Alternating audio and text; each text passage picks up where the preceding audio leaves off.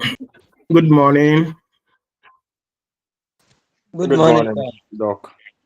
All right, we will start pretty soon. I could see some of your colleagues are now joining, and so let's give ourselves some 3 minutes. Okay, then we will begin today's lesson, which happens to be our last meeting, and we will try and see if we can finish the carboxylic acid derivatives and then the amines.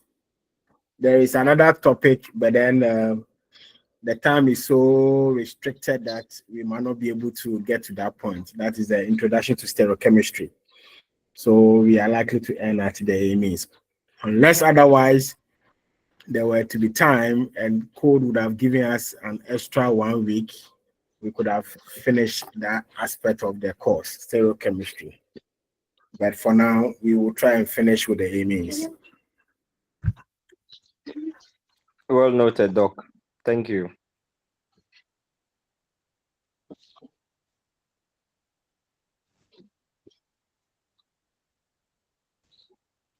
Hello, Doc. Yes. Doc, please, you promised to give us some tutorial questions. Oh, the various course reps on the various campuses. Have I not given it out? Say, No, I've not sir. received No, sir. my center. You've And not given us to us. none of them have reminded me to. Wow. No, Um, sir. I've Okay. not Thanks for received. the reminder. Okay, sir. Thank you.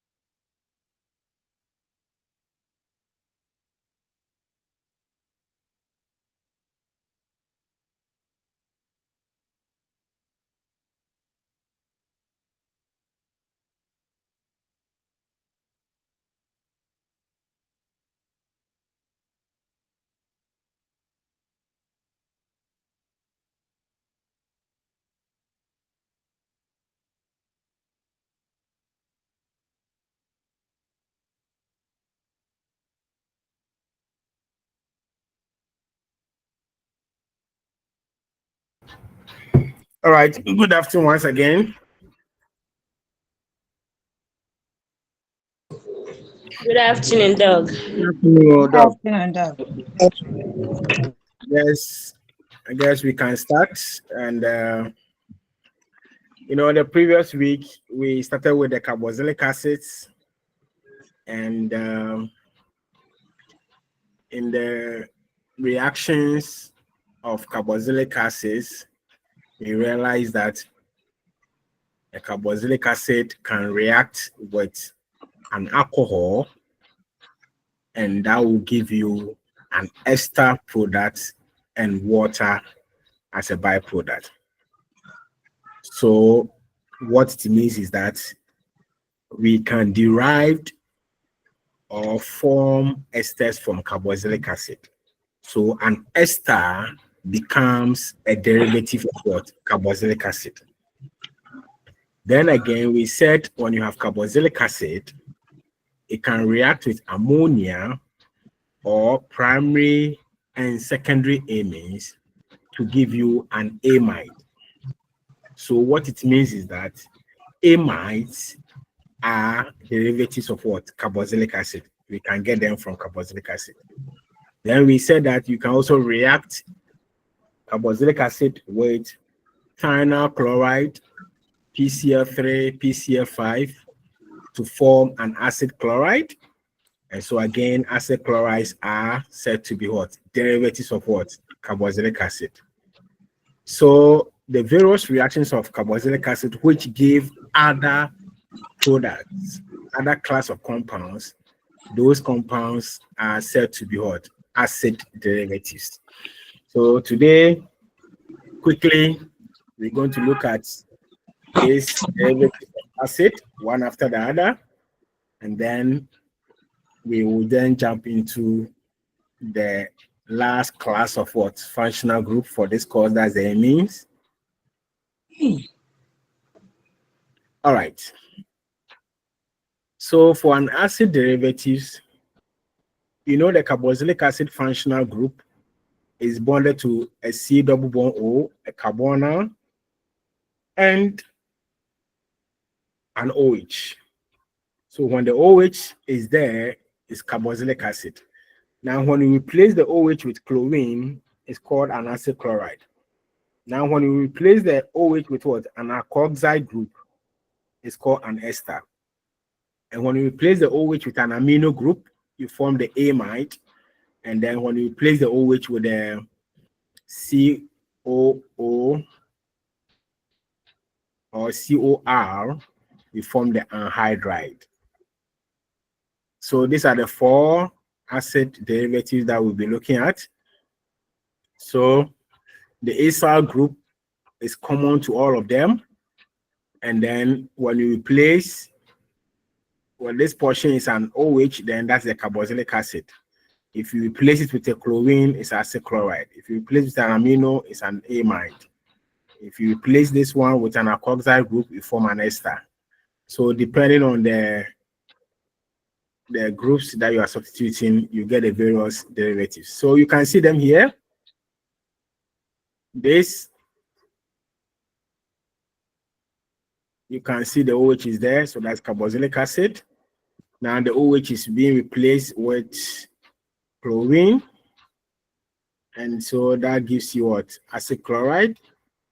Now when the OH is replaced with an alkoxide group, we form the ester. And then when the OH is replaced with COOR, that's the anhydride. And then when it is replaced with an amide, an amino group, we form the amide. Just that when we get to the amides, you realize that we have three types.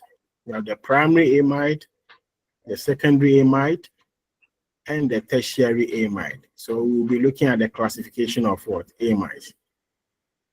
So these compounds here, these derivatives of carboxylic acids you can see here, they differ from aldehydes and ketones in that they have what we call a living group, a good living group. The acid has what? OH, which is a good living group. The acid chloride has chlorine, which is a good living group. The esters have the alkoxide group, which is also a good living group. The amides have the amino group, and so on and so forth. So that's the difference between carboxylic acid and then its derivatives from aldehydes and ketones. Now let's look at the structure and reactivity of carboxylic acids. Derivatives. The structure and reactivity of carboxylic acid derivatives, meaning we want to compare the reactivity, which of the acid derivatives is more reactive and which one is less reactive. Of course, from the arrow that you can see, it is showing a direction of increasing reactivity, meaning the amides are the least reactive, followed by the esters, then the acid anhydrides, then the acid chlorides are the most reactive. So if you are asked, if I give you these acid derivatives and I ask you to arrange them in order of increasing reactivity or decreasing reactivity, you should be able to tell that the acid chlorides are the most reactive, followed by the acid anhydrides, the esters, and then the amides are the least reactive.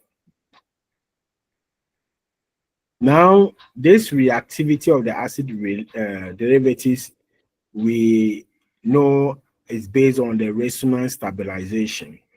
Okay, resonance stabilization. In fact, in chemistry, when a compound is stable, it might not react. It might not react if it is stable. Okay, or even if it will react slowly.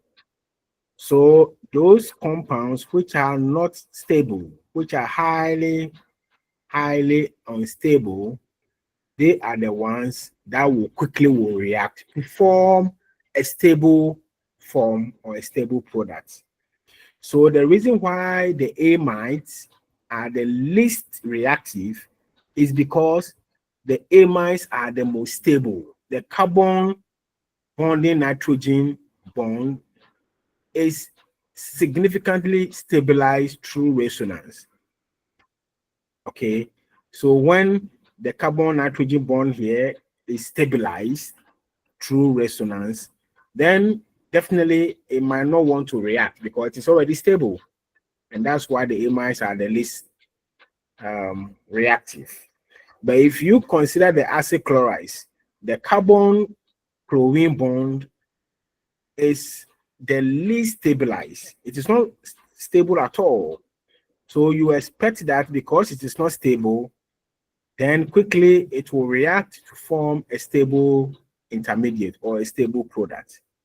So these are the reasons why, or these are the reasons that explains why the acid chlorides are the most reactive, whilst the amides are the least reactive.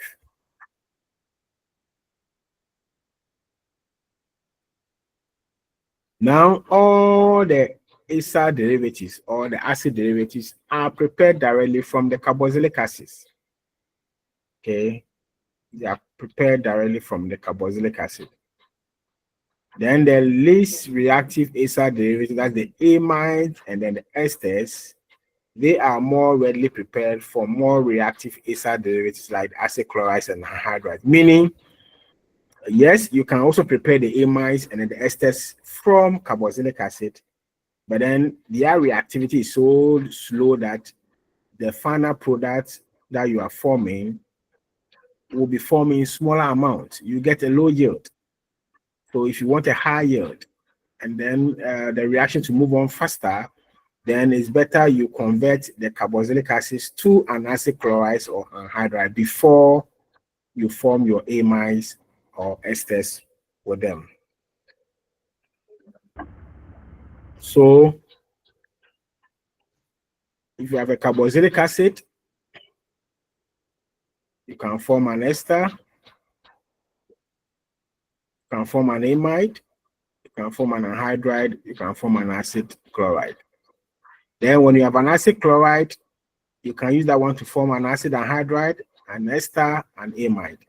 And if you have an acid anhydride, you can use it to form an ester or an amide. If you have an ester, you can also form what? An amide from it. So that is the direction. So now we are going to pick the acid derivatives one after the other, and then we'll look at their structure, their naming, and their reactions. So the first one is the esters. The esters are called the alkanoids. They are called the alkanoids.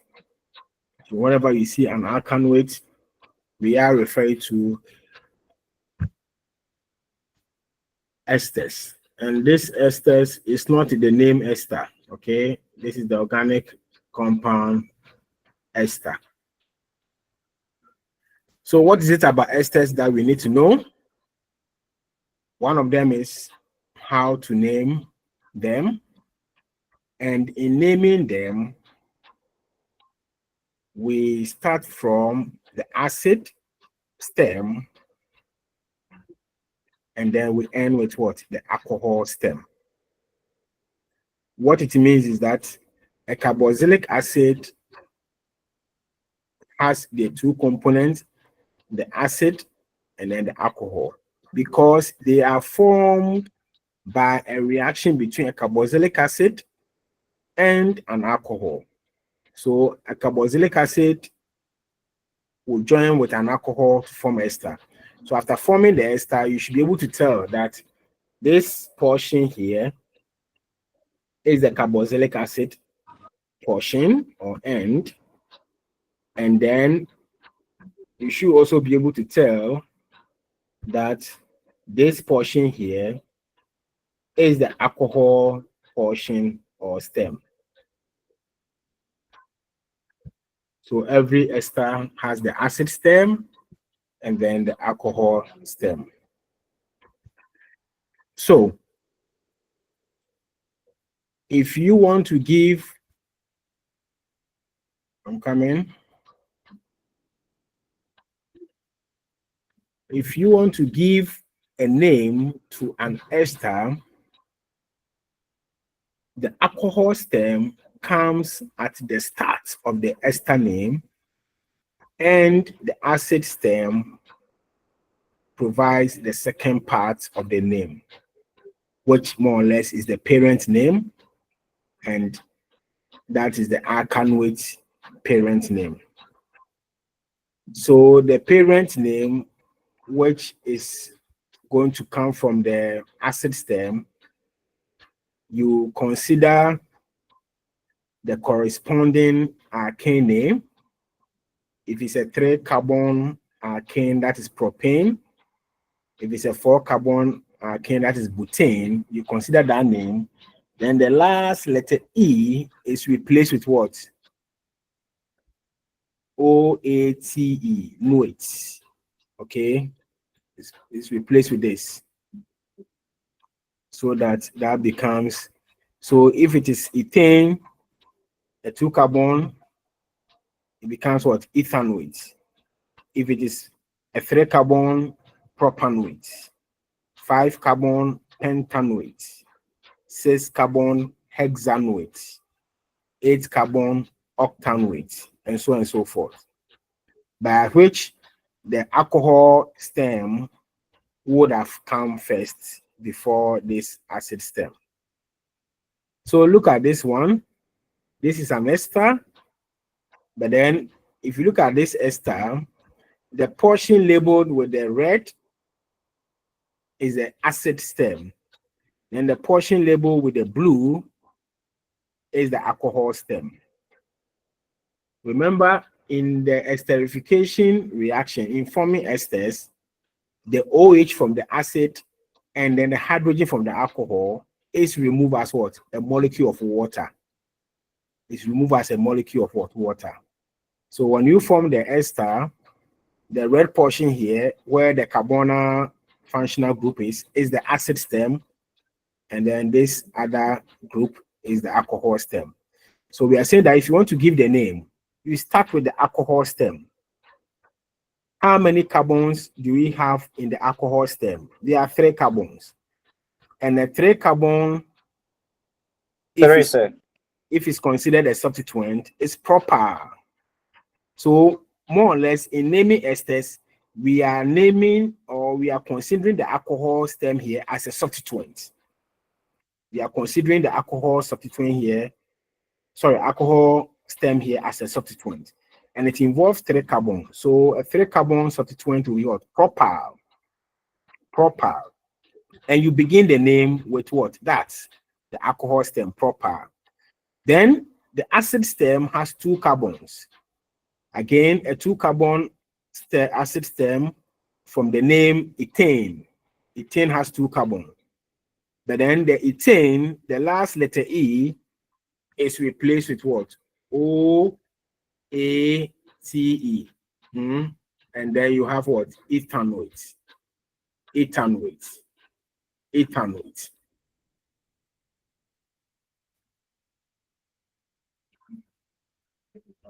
If you take this one, what you can see is that the alcohol stem has how many carbons? 2. So that is what? Ethyl.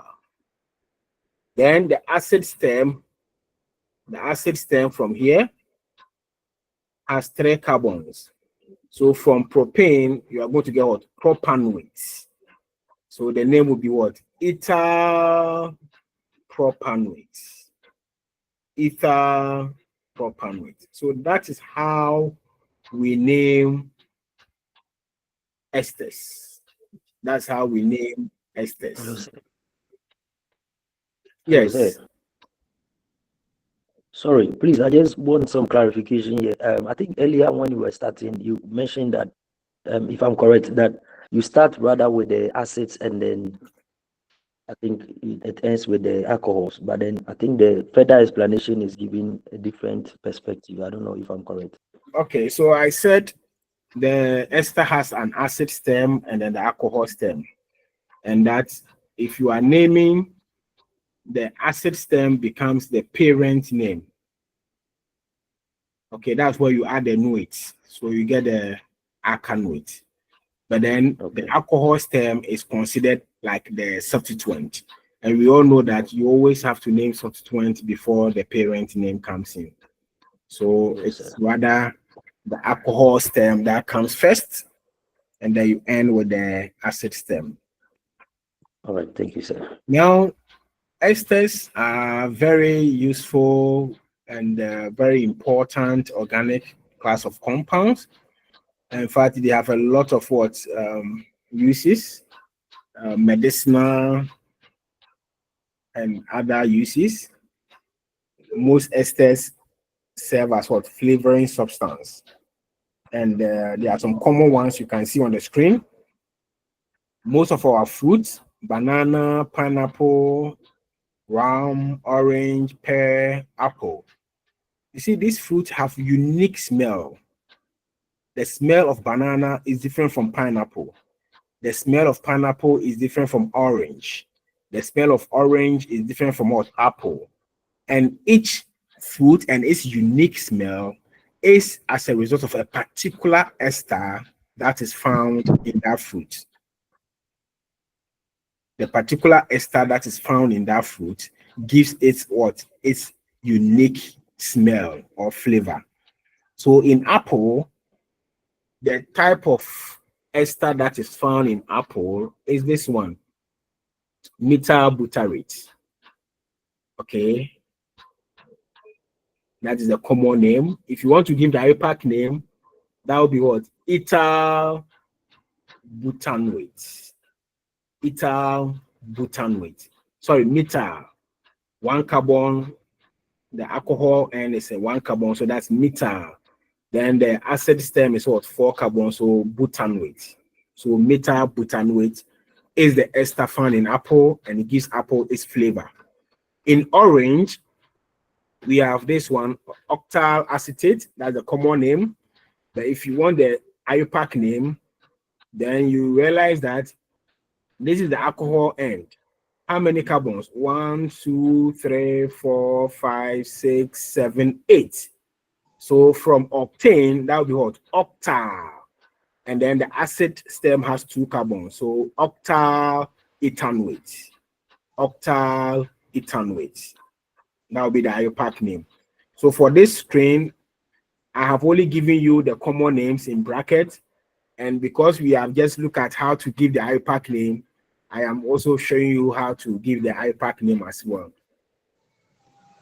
Now, when you come here in pineapple, the ester that is there, the common name is what? Ethyl butyrate. And if you want to give the IUPAC name, the alcohol stem here is 2 carbons, so that's what? Ethyl.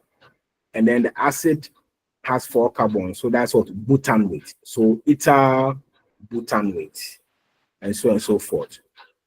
So esters serve as flavors, and you can see a lot of them. Then you also have esters like procaine and benzocaine. These are painkillers. So most esters are also used as what? Painkillers. They are used to alleviate pains. When you have severe pains, you go to the hospital and then they prescribe certain painkillers. And most of these painkillers are esters in nature. Example is the procaine and then the benzocaine. Other uses of esters, this one we've looked at them already, the flavors in fruits, but then they also have other medicinal properties. We know of aspirin. Aspirin, which is a drug, is an example of an ester. Then oil of wintergreen.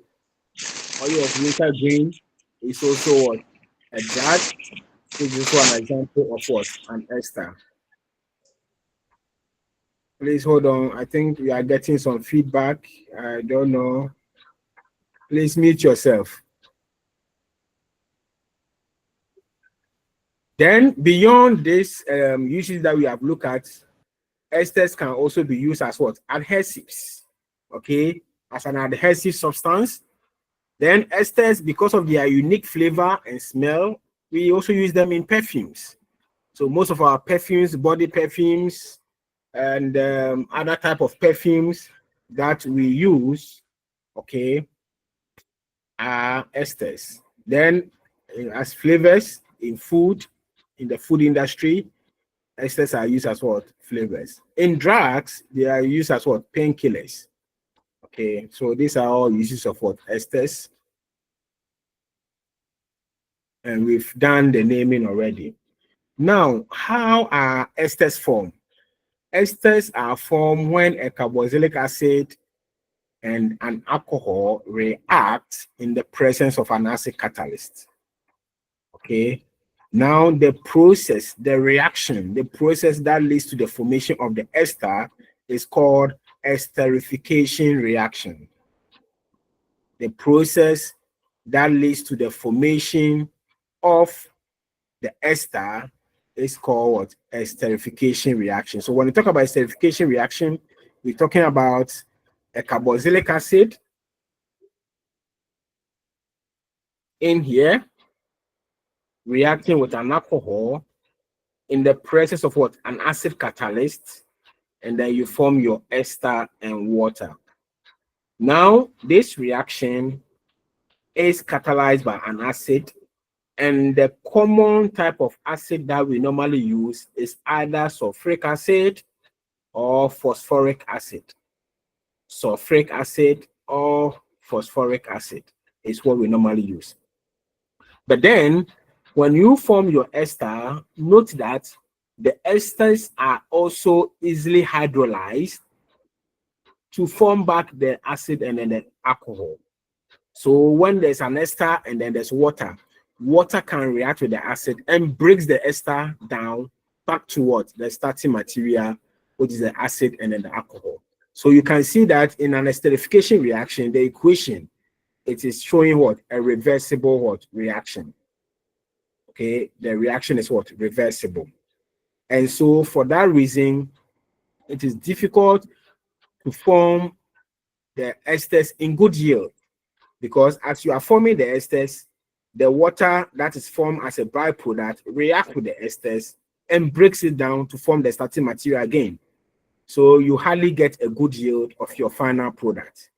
And that if you really want to form more of your esters, then you have to find a way to remove the water from the reaction vessel. If you take away the water, then the reaction will favor the forward direction, and then you have more of your ester forming. But as long as there's water in the system, you know that the water will also react to the ester and break it down to form the starting material again. So that is that. So at equilibrium, your acid reacts with your alcohol and the acid to form your ester and then the water. The water reacts back with the ester and then it breaks down to form the alcohol. And then, so at equilibrium position, you are 50-50. Okay, you are 50-50. That is the product, ester product that you are forming is going to be in 50%. And then you're going to have the reactant also in solution as well, 50%. Because what at equilibrium, whatever amount of the ester that you are forming, there's an equal amount of the ester that is breaking down to form your starting material again. So at equilibrium, you are 50-50. That's why this reaction hardly gives a good yield. So the only way that you can do to ensure that at equilibrium, you don't have 50-50, but then you have more of the esters forming, is to find a way of what? Removing the water. If you take away the water, then the ester cannot break down to form the starting materials again. Again, you can also add excess of the reactant. If you want more of the esters, then try and then increase the concentration of the acid and then the alcohol, and that will favor the forward reaction.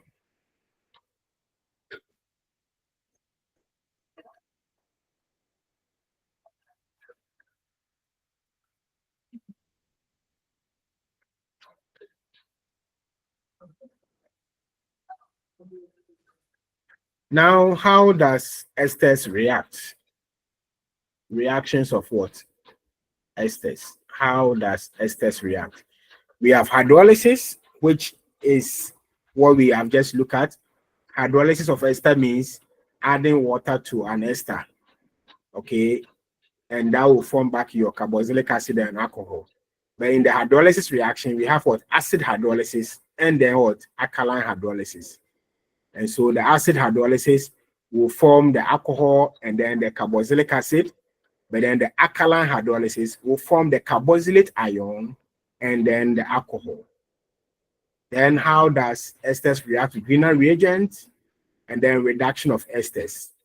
If you do catalytic reduction of esters, you form alcohols. So we'll look at some examples. Yeah, so this is hydrolysis of esters. Hydrolysis means the breakup of what? A molecule using what? Water. So esters can be hydrolyzed. That is, esters can be bombarded with water by both acid and alkaline catalysts, and then you heat or reflux, and then you form your acid and then alcohol again. So over here, you have your ester, you add your water, and that's the hydrolysis, and then you reflux, you get this. But if you take an alkaline hydrolysis, it doesn't give the carboxylic acid, it gives the carboxylate ion. Okay, it gives the carboxylate ion. So over here, you are performing the hydrolysis in a basic medium. So the carboxylic acid will not form the acid yet, it will form the carboxylate and then your alcohol. But if you later hydrolyze this, if you later add acid, then the carboxylate will also form what? A carboxylic acid.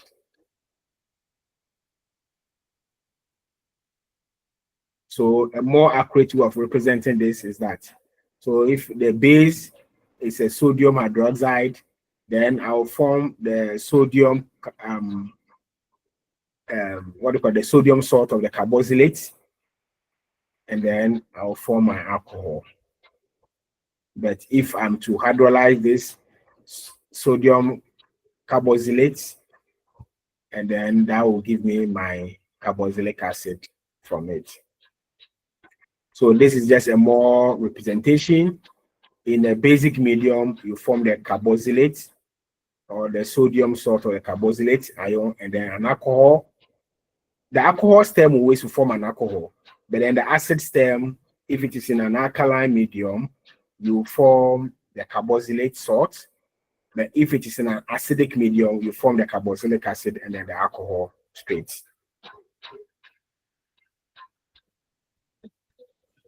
Any question?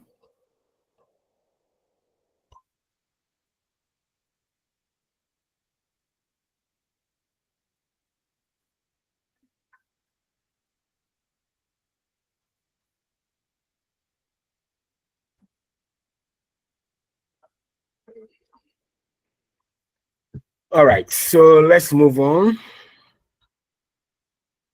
to how esters react with organometallic reagents like Grignard. When an ester reacts with a Grignard reagent, you form an alcohol. You form an alcohol. So here you have your ester reacting with two moles of the Grignard reagent and ether, and then you hydrolyze it, and then you form your alcohol. These other products are byproducts, which are not of our interest. But then anytime they are formed alongside your product of interest, that's the alcohol, you have to find a way of cleaning them off so that you get a pure product.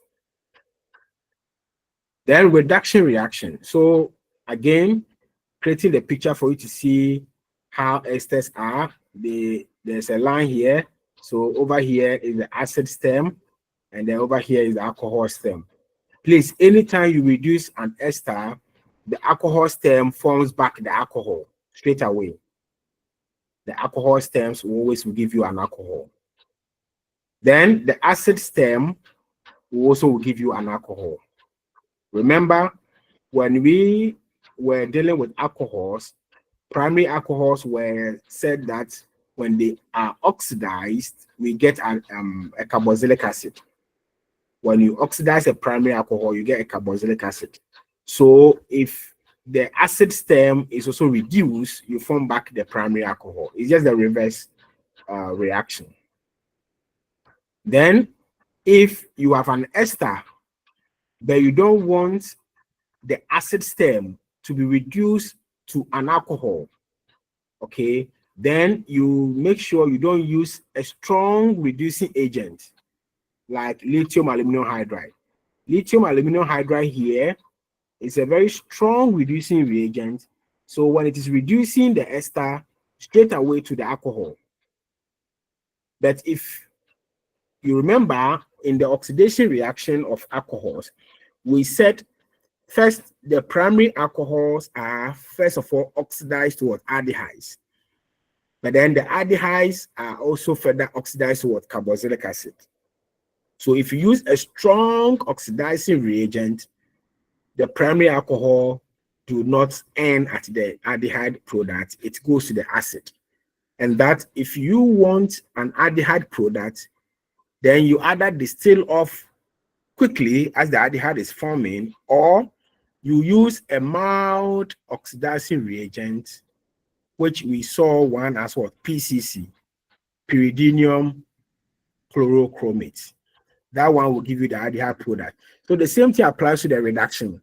If you use a strong reducing agent like lithium aluminum hydride, it will reduce your ester straight away to the alcohol. But if you want to reduce your ester to an aldehyde, that is the acid stem to an aldehyde, then you need a mild reducing reagent. A mild reducing reagent. And one of them is what we call Dibar H. Dibar H in toluene, okay? It's a mild reducing reagent, and that can be used. Now, the second derivative of acid is what we call the acid chloride. Over here, It's just a matter of you replacing the OH in carboxylic acid with chlorine, and that gives you an acid chloride. So this is an example of an acid chloride. So the OH here is now chlorine. The OH here in acid is now being replaced with what? Chlorine. The OH here is now being replaced with chlorine. So that is an acid chloride. And they are the most reactive carboxylic acid derivatives. Now, how do we name them? How do we name them? You consider the acid tail, okay, and how many carbons are there? 1, 2, 3, 4. So for a 4-carbon acid tail, the corresponding alkane name would have been what? Butane. Butane. But then the butane, you have to remove or omit the last letter E and replace it with what? OYL. Hello, sir. I can't see the screen. I don't. You can't see the screen? Yes, please. Please check your end. We can see it. Okay. Please check your settings. Thank you. So in naming acid chlorides, you consider the acid stem because it was produced from a carboxylic acid. So the acid stem, how many carbons are there? If it is 4 carbon, the corresponding alkane name would have been butane. Now the spelling of butane is Butane. Now the last letter E is then replaced with what? OYL, because it is not alkane, it is what? An acid chloride. So it becomes what? Butanoil. Butanoil, as you can see here. Then you add the word chloride to the name. So butanoil chloride. If the chain had been 3 carbon, propanoil chloride. If the chain had been 6 carbon, hexanoil chloride. If it had been 8 carbon, octanoil chloride, and so on and so forth. So this second example here, the chain is 2 carbon, so ethanol chloride. Now over here, this is a benzoyl, but from benzoic acid, okay? It's derived from benzoic acid. So it becomes what? Benzoyl chloride. Benzoyl chloride. So that is how we name acid chlorides. They are the activated form of the carboxylic acid. Doc. Yes. Please, I wanted to know in the line form, when it comes in the line form for you to name, would they indicate the chlorine and then the acid, just like we are seeing here? So if I'm to give you an acid chloride structure, you should know that this is an acid chloride because then you see the carbonyl, you see a carbonyl group, okay? Do you understand? And then the OH that should have come to make it a carboxylic acid has been replaced with chlorine. So we say it's an acid chloride. So when you see this functional group, it's an acid chloride. Acid chloride. Acid chloride. So whatever form I will bring the structure, if it's an acid chloride, you should be able to see that it's an acid chloride. And if it's an acid chloride, how to name it? I said, just ignore the chlorine, okay? And then check the carbon chain. If it is a 2-carbon chain, the corresponding alkane name would have been ethane. You omit the last letter E and you place what? OYL. So it becomes what? Ethanol. Then you add the word chloride to it, and that becomes the IUPAC name. If it is an 8-carbon chain, if it's an 8-carbon chain, it becomes octanoil. Then you add the word chloride, then it becomes what? Octanoil chloride. And that is that. Look, I was asking because if you look at the carboxylic, it seems they also take the same functional group. So in that case, sometimes in the line No, form, it is the carboxylic does not have the same functional group. In carboxylic acid, where the chlorine is, it's an OH. That makes it a carboxylic. So this one will be benzoic acid if you replace the chlorine with OH. Now, if you yes, replace this chlorine with OH, that is ethanoic acid. If you replace this chlorine with OH, that one becomes what? Butanoic acid. yes, doc. I understand that one, but in the case where they are not written, I mean the CL and then all those stuff are not written, and in the line form, that one. Oh, you mean the dot line, the bond line method? Yes, please. But that one from alkanes, alkynes, alcohols, we have explained to you the meaning of those lines. If you see them in the line form, if it's a CH3, if it's a CH2, if there's a substituent, you know those ones already. So nothing changes here. Maybe when I give you the tutorial questions, you see similar structures, not in this form, but then in the bond line method. So that one, if you are not conversant with that one, it's up to you to go and then learn more about that, okay? But then the structure can come in this form or the bond line method. So we say that the acid chlorides are the activated form of carboxylic acids. They are very reactive. And then the chloride or the chlorine is a good living group. So they undergo what we call acyl substitution reaction easily. Acyl substitution reaction easily. Remember when we're doing the benzene reactions in the introduction to organic chemistry, one of the reactions of benzene was Fieldcraft acylation. Fieldcraft acylation, where we were using acid chlorides as a starting material in introducing an acyl group on benzene. So that is what is being mentioned here again. Now, if you want to synthesize an acid chloride, meaning you have a carboxylic acid and you want to prepare an acid chloride from it, you want to replace the OH with chlorine, it is advisable to use tannal chloride. Tannal chloride is SOCl2. SOCl2, tannal chloride. It's advisable to use that. But apart from that, you can also use other reagents like PCl3. You can also use PCl5 to achieve the same purpose.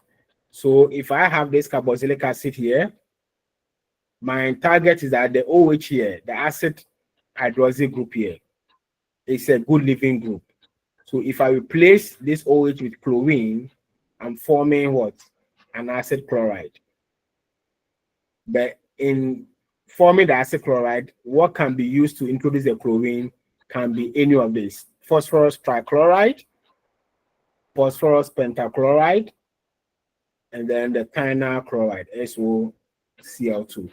Advisably, we are being asked to use the tannal chloride in preparing our acid chloride instead of the PCl5 and then the PCl3. Can somebody tell me the reason? Can somebody tell me the reason?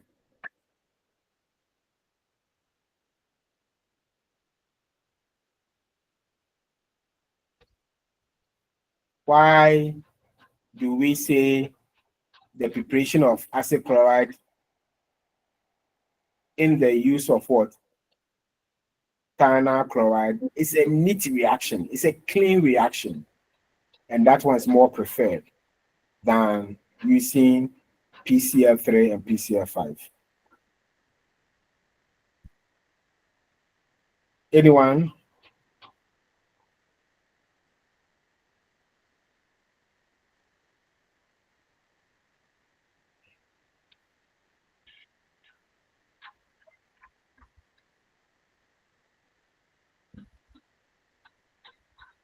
All right. So the reason can be explained as you can see on the screen. Now I'm forming my acid chloride as the product of interest, but then I'm forming the product with what? phosphoric acid as a byproduct here. Over here, I'm forming ACl and then POCl3 as a byproduct. Over here, I'm forming SO2 and ACl as a byproduct. Why we always advise you use ethanol chloride is because of the byproduct that you are forming. Now, this byproduct, the sulfur oxide, the sulfur 2 oxide, and the ACl are gases. These two byproducts are gases. So if you are forming these two gases alongside your products, then you can equally connect a delivery tube so that the two gases which are being formed as byproducts will escape from the reaction vessel. So by the time you are done with the reaction, you will be left with only your acid chloride product, because these two byproducts are gases and they might have what escape from the reaction vessel if you connect a delivery tube and allow them to what escape. So invariably, your final product that you are going to form, that is the acid chloride, will be clean, will be very, very clean. There wouldn't be any contaminants. There wouldn't be any byproduct left in the reaction vessel for you to clean. But in the case of the use of PCl3 and PCl5, the byproduct that you are forming are not gases. They are not gases. They are liquid, substances. So they are going to be in the reaction vessel with your final product, which is the acid chloride. What it means is that after you have formed your acid chloride, you need to do a lot of workout to purify, to clean the acid chloride by getting rid of this byproduct. And when you are doing that, you even end up losing some of the products of interest, that is the acid chloride.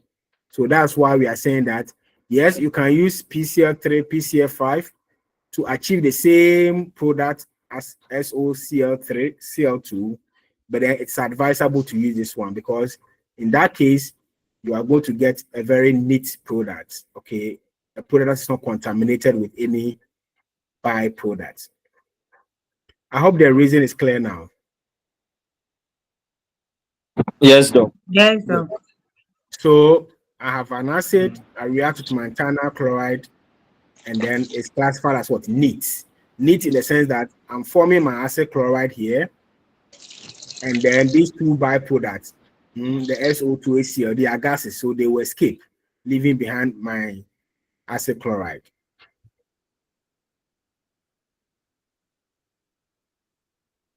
Reactions of acid chlorides, since we are saying that the acid chlorides are very, very reactive, how do they react? Okay, now in acid chlorides, the chlorine is a good leaving group. So the chlorine here can easily be replaced with something else. So when you have an acid chloride and then you add water, the reaction produces what? An acid. It produces an acid. Okay, so take note of that. That's one of the reactions of what? Then, again, if you react the acid chloride, as you can see here,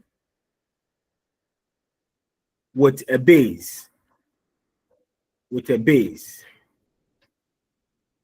you will form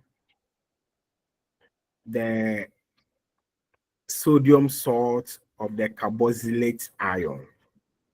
You will form the sodium salt of the carboxylate, compound.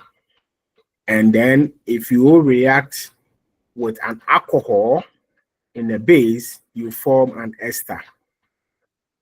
If you react an acid chloride with an alcohol, you form an ester. Then if you react the acid chloride with ammonia, you form an amide. And then if you react it with what? Water, you form what? Carboxylic acid. So these are the reactions of what? Acid chlorides. Know the reagents and know the expected products. So when you hydrolyze an acid chloride, you form carboxylic acid and the ACl. That is that.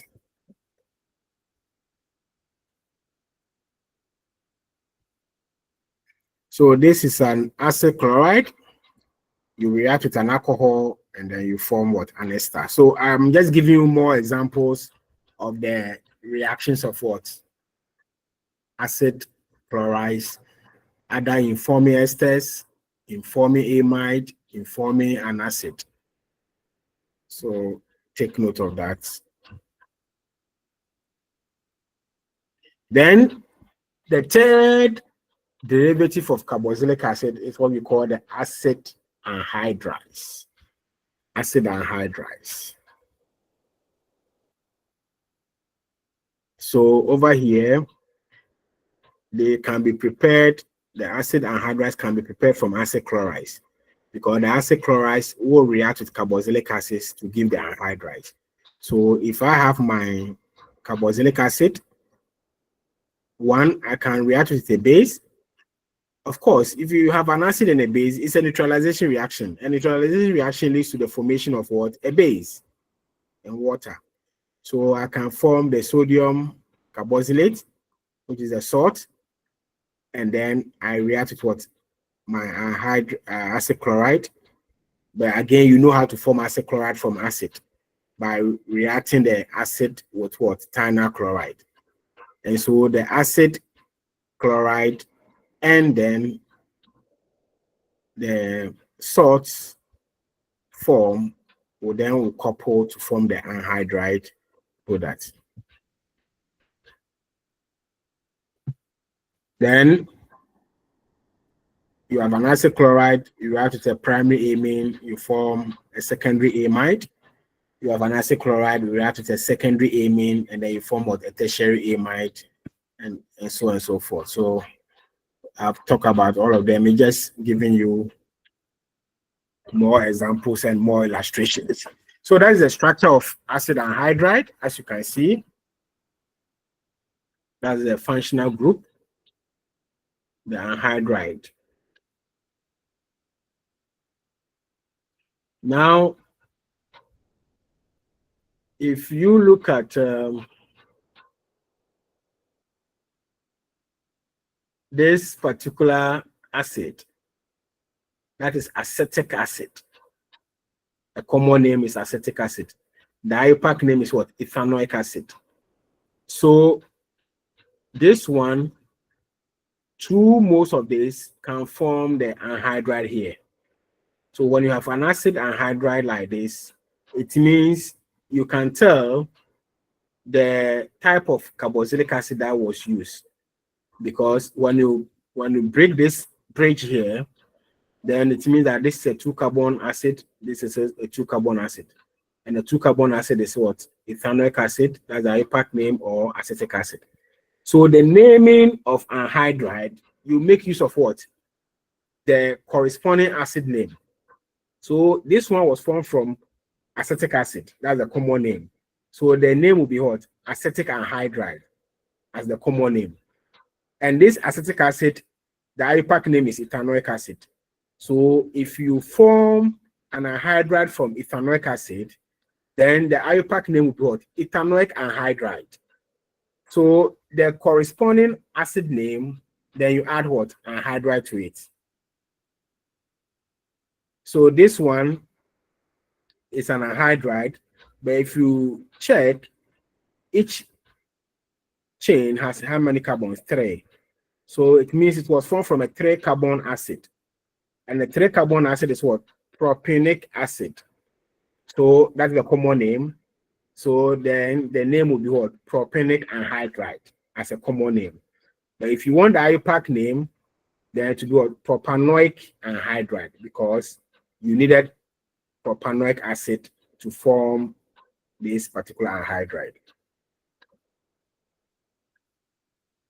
So that is the synthesis. You need 2 moles of an acid and phosphorus pentoxide. You heat and then you form your anhydride. Another way too is you have an acid, convert 1 mole of the acid to the sodium salt, convert the other one to an acid chloride, and then the two will react to form the anhydride. Very, very simple as well.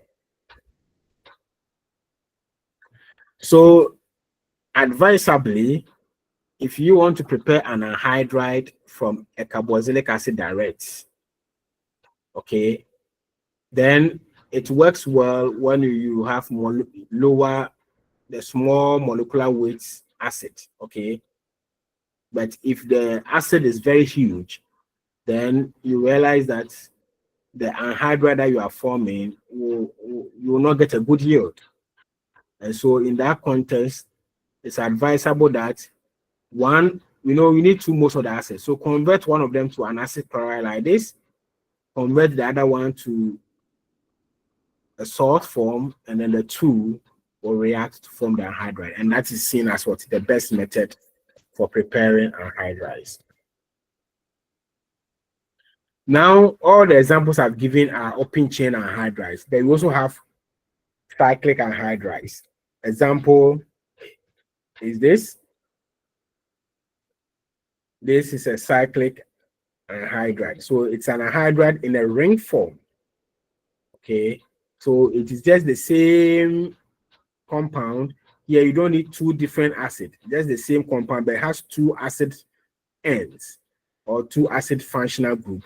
Then you heat it, and then you remove water, and then the ring closes, and you form your cyclic anhydride. So that is one way of preparing cyclic anhydrides. In terms of their reactivity, the anhydrides are almost as reactive as the acid chlorides. So when you do hydrolysis of an acid chloride, you are forming carboxylic acid. So if you hydrolyze an anhydride with water, you form what? A carboxylic acid. Of course, the two carboxylic acid that give rise to the anhydride, you form them back. So you form two moles of what? The particular acid. It can also react with alcohol, and that will form an ester and then an acid. Remember, if it reacts with water, you form two moles of the acid. But if you react with an alcohol, you're forming 1 mole of an acid and then 1 mole of what? An ester. If you use an amine or ammonia, then you are forming an amide, 1 mole, and then you are forming 1 mole of what? The acid. So that is the reactivity. Then the last derivative of carboxylic acid is the amides. Remember, there's a difference between amides and the amines. The amines have the functional group NH2, that's the amino group, but then the amides are derivatives of what? Carboxylic acid. So they have the carbonyl functional group bonded to what?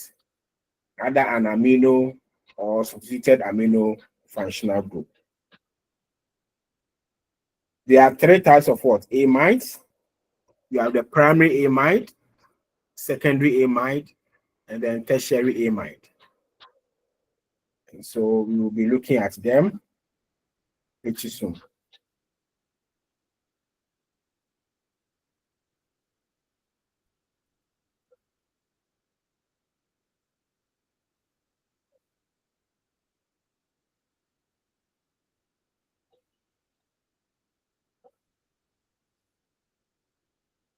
Any question?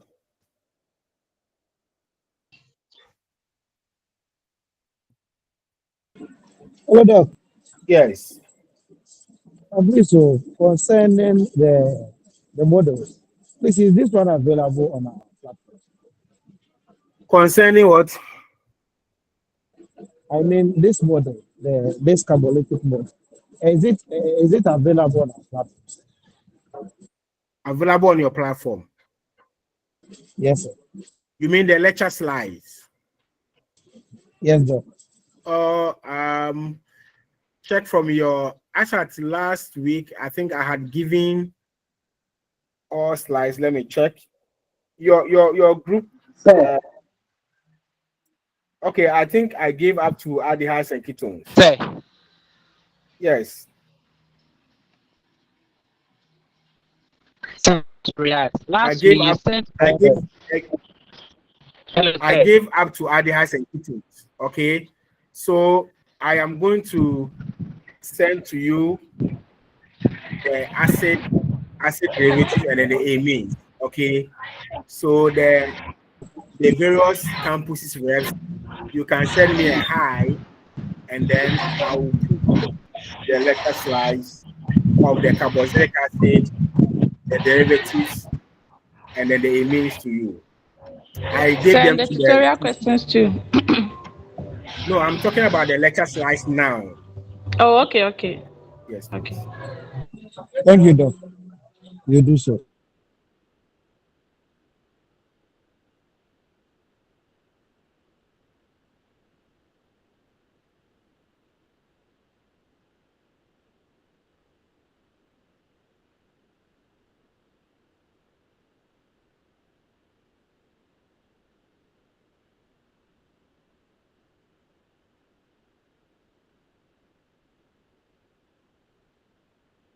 So, Sunyane, I have sent to your rep.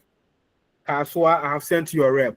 The others, I'm waiting for your hi, and then I'll share the carboxylic acid, the derivatives, and then the amine slides. I've shared for Kaswa, Felicia. I've shared to Sunyane, Emmanuel, and Ponsa. So the other group too, I'll be sending to you. Just send me a hi. Please send it All right. onto our main platform. All right. So let's continue. Hello, Doc. Yes. Please, somebody touch on the questions that you said you sent. Please kindly send so that they will guide us as to how, so that we'll know how the questions would be when we are learning. All right. At least they will assist us in a way. Have I given some tutorials already? No. No, sir. Not at all. Yes, please. Yes. All right. But interestingly, when we talk about it, and then there's no reminder until the next lecture before you come and tell me, then this is how it will be. Because I Last have. I confronted our course rep, Sunyane, and I asked him, and he said he will call you. It's Since not we do about not have calling. that. It's not about calling. You just text me a WhatsApp message, and then give me a reminder of tutorial questions. Okay, Okay. so we'll do that. All right. So how do we name amides? For the amides, you look at this is the first member, and then you look at how many carbons are involved. This one is a 1 carbon amide. So you consider the corresponding alkane name, which is methane. Then the last letter E, you omit the last letter E, and then you add the word amide. So it becomes methanamide. Okay. If the amide has 2 carbons, then from the corresponding name, ethane, then it becomes what? Ethanamide. This one is 3 carbons, so what? Propanamide from propane. But then all the examples you see here are primary amides. Why are they primary amides? The primary amides, the nitrogen is bonded to 2 hydrogen atoms. How you can see it? Yes, though. Good. So these are primary amides. Now, when one of these hydrogen is replaced with an alkyl group, an R, okay, any alkyl group, then that one gives you what? A secondary amide. Now, when the 2 hydrogens here are replaced with an alkyl group, then that one gives you what? The tertiary amide. Okay. So over here, you can see that. Doc, please can you come again? under the amides. Hello, please give me a minute and let me pick this call. Okay, just give me a minute and let me pick this call.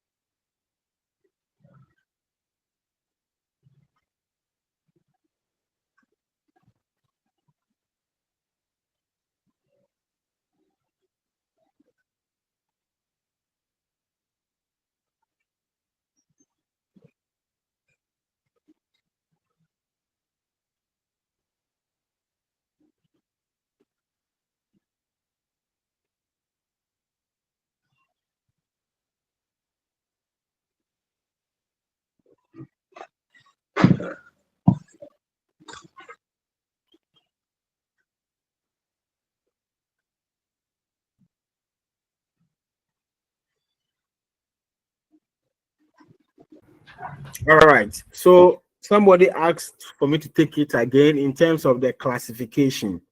I said amides can be classified into primary amide, secondary amide, and tertiary amide. And I'm trying to explain to you, and I'm saying that all the examples you can see on your screen now, okay, they are all primary amides. Primary in the sense that you see that the nitrogen is bonded to two hydrogens. So this one, if I tell you this, you should just be okay with it. You can't tell me you don't understand, because I'm giving you how primary amides look like. That the amide functional group, the nitrogen is always bonded to two hydrogens, and that gives you what? A primary amide. For secondary amide, one of these hydrogens is replaced with what? An alkyl group, R. Okay, it could be CH3, it could be CH2, CH3, it could be any alkyl group. So there will be only one hydrogen left, and that is a secondary amide.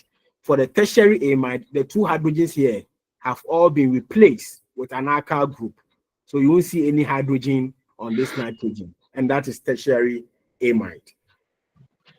So I went to the next slide, still on the naming, and I was going to tell you that this amide here is a secondary amide. Why? Because on the nitrogen, you have only one hydrogen, and then one of the hydrogens replaced what?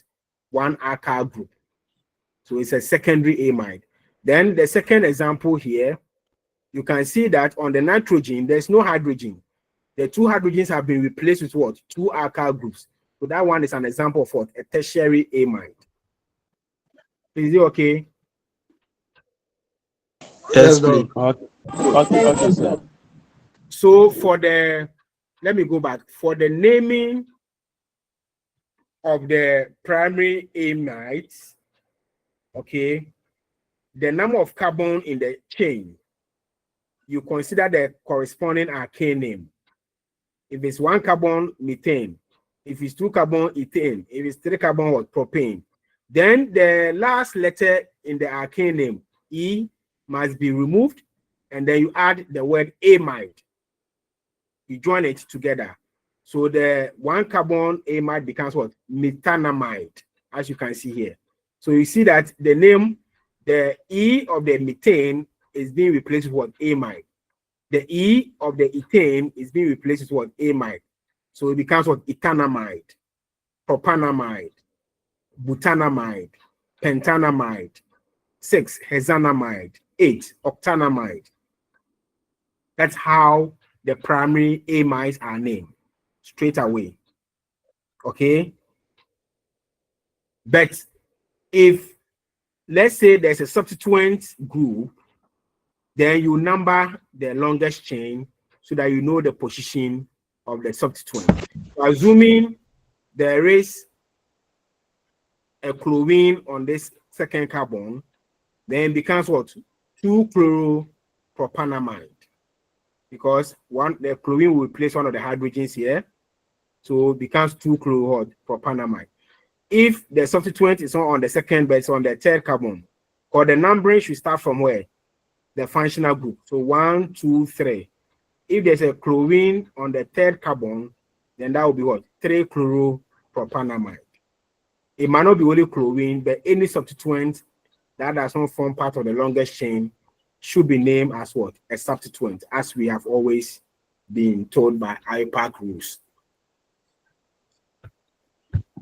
But then the slightly difference in the naming of the secondary amide and then the tertiary amide is that first, look at the longest carbon chain from the functional group. It is 1, 2, 3, 4. So from butane, you get what? Butanamide. Is that right? But then, because the nitrogen, which used to have 2 hydrogens, has been substituted with what? An alkyl group, then this alkyl group is considered also what? A substituent. And it is on this nitrogen. So it becomes what? N-ethyl. The N here is telling you that this ethyl group is on the nitrogen. Then the ethyl is telling you that the alkyl group is what? A 2-carbon chain. Ethyl. So it becomes what? N-ethyl butanamide. Over here, on the nitrogen, you have methyl. And then you have what? Ethyl. So you are going to have these two as what? Substituents. And they are on nitrogen. So the substituent for this one will be what? N-ethyl. And the substituent for this one will be what? N-methyl.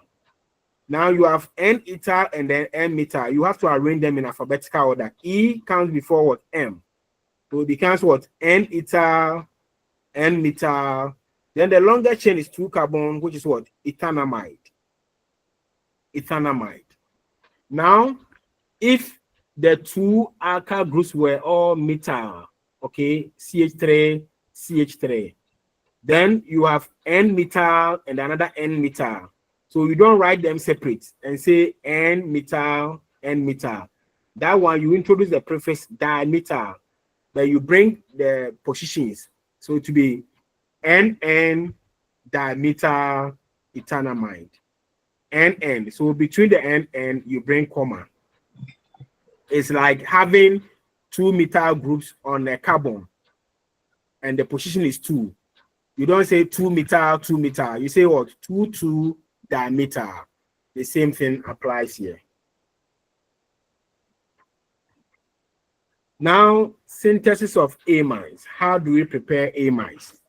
And the synthesis we have already seen when we were looking at the reactions of what? Carboxylic acid.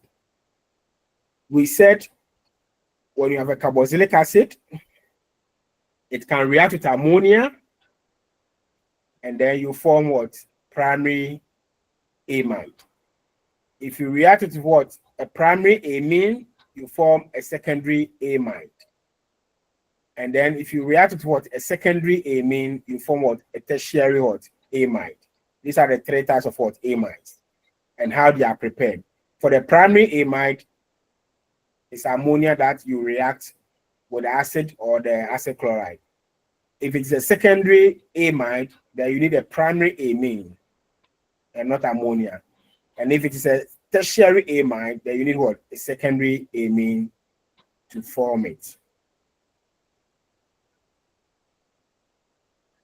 So these are all examples. Now, hydrolysis of amides. When you have an amide and you are talking about hydrolysis, so we can have basic solution and then acidic solution.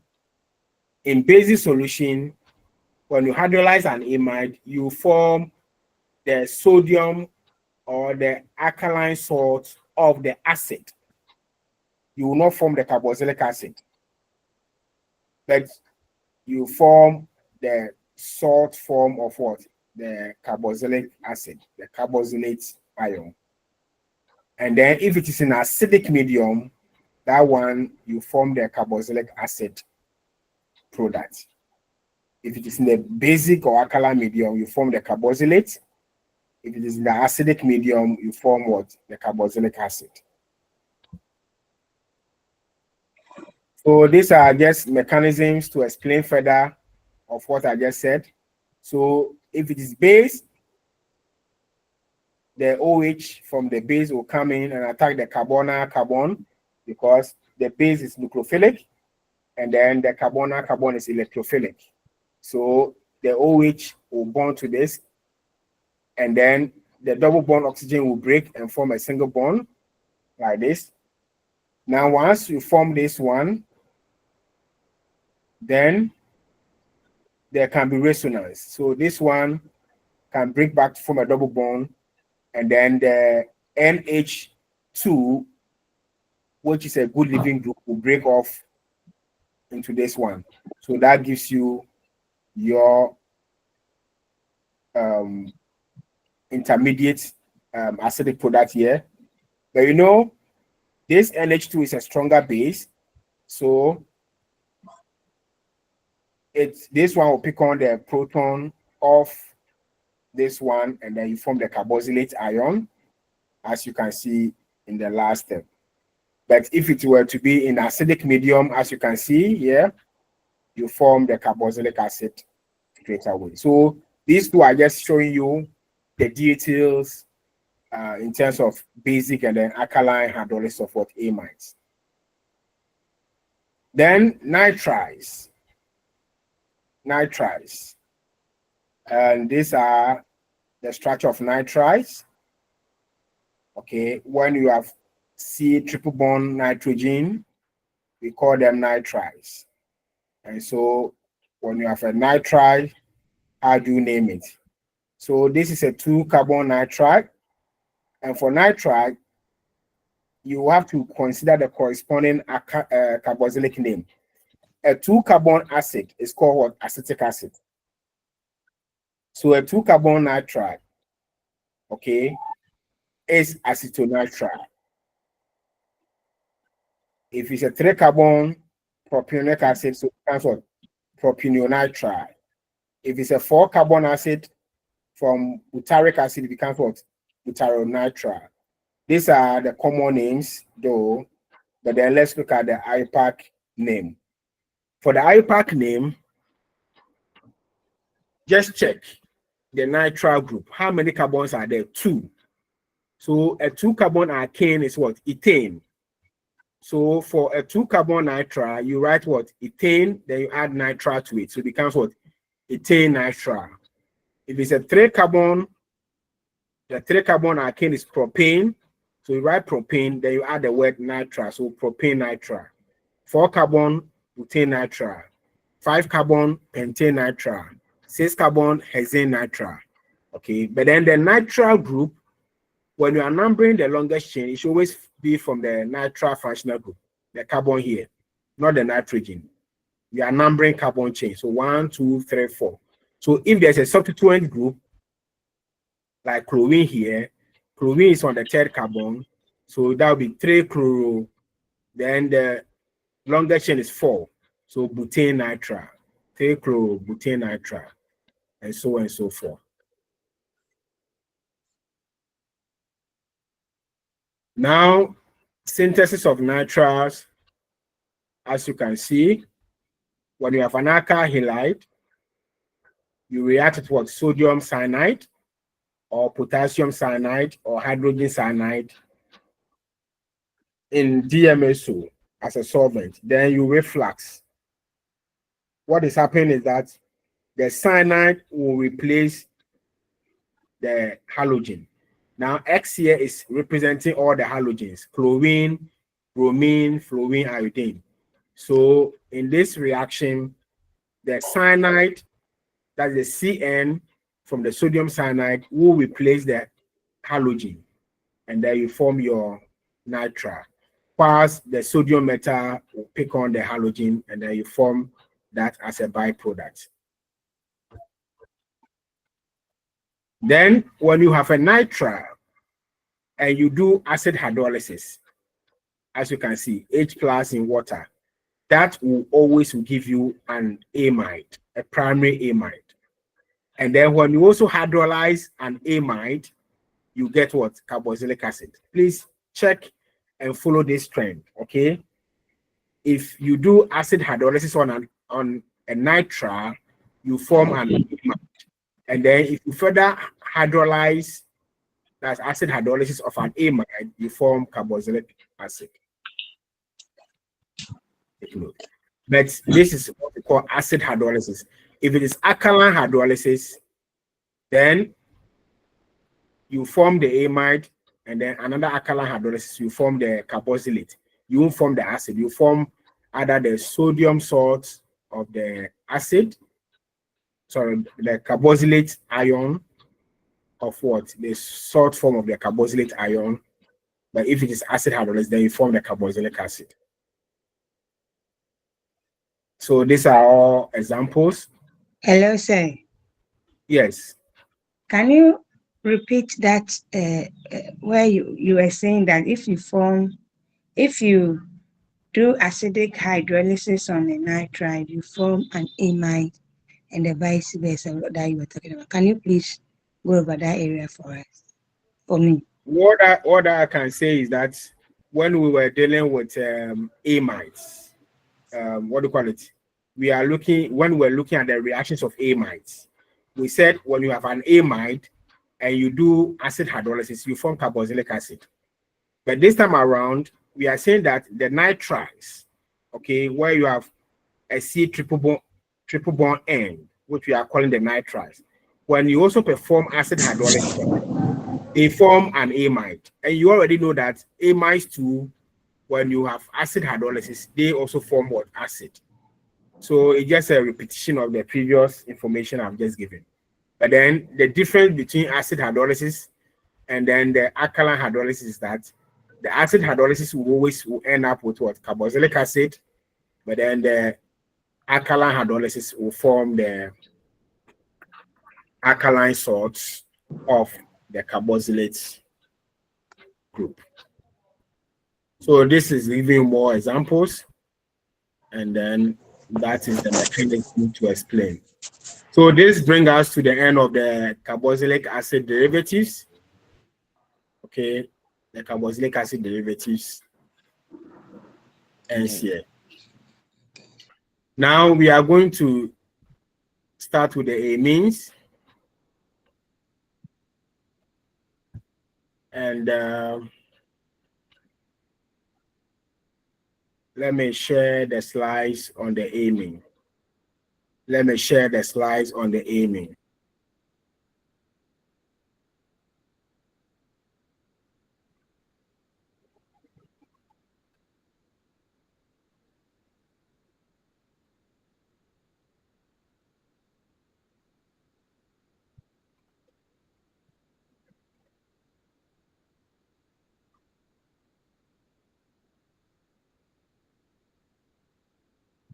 Please, can you see the slide? Yes, sir. All right, so the amines, and I've told you earlier on that amines are different from amides. Amines functional group is different from amides. Amides are derivatives for what? Carboxylic acid, okay? But then with the amines, they are the organic bases, okay? When you talk about the amines, they are the organic bases, and for that matter, they are weak bases. We know we have the inorganic or the mineral bases like sodium hydroxide, potassium hydroxide. Those are strong bases, okay? But those ones are not organic bases. But then the amines are organic bases, and that they are weak bases.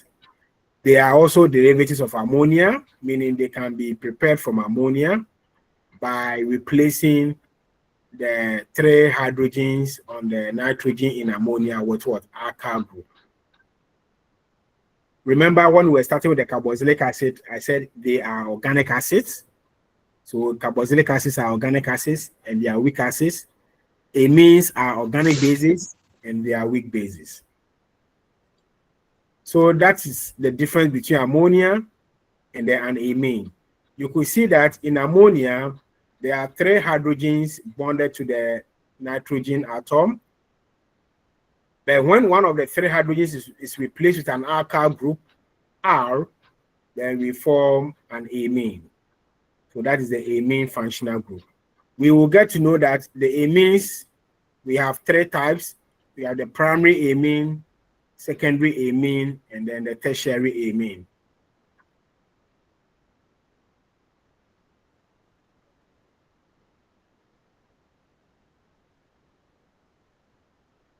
All right, so amines are essentially molecules of ammonia.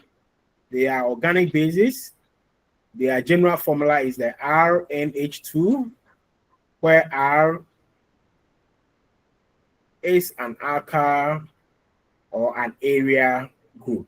It could be an alkyl chain or an aromatic nucleus. So amines, what are they? How important are they? What are their uses? How well do we know the amines? And there are some examples on the screen. And those of you who are lovers of coffee, coffee contains an amine called caffeine.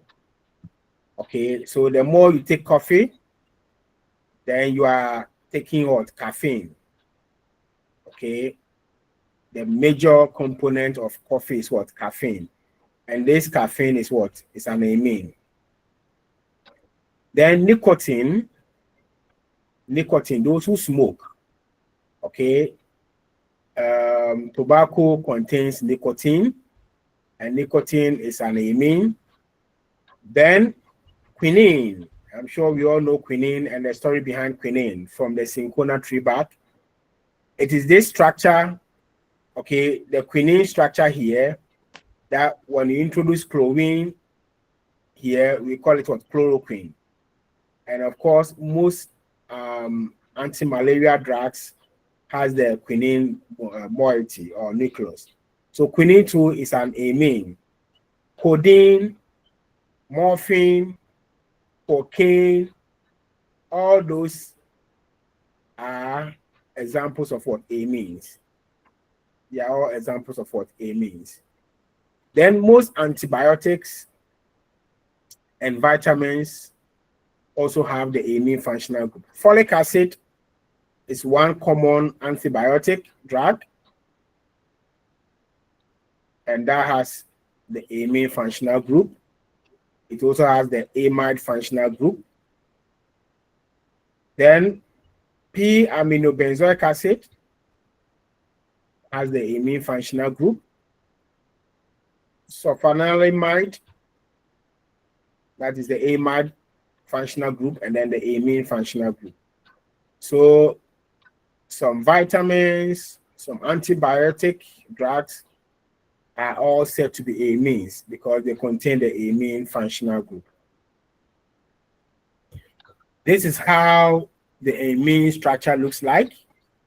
The nitrogen atom in an amine is sp3 hybridized with 1 electron in the 3 of the orbitals and 2 electrons in the 4th. So the general structure or geometry of amines is tetrahedral.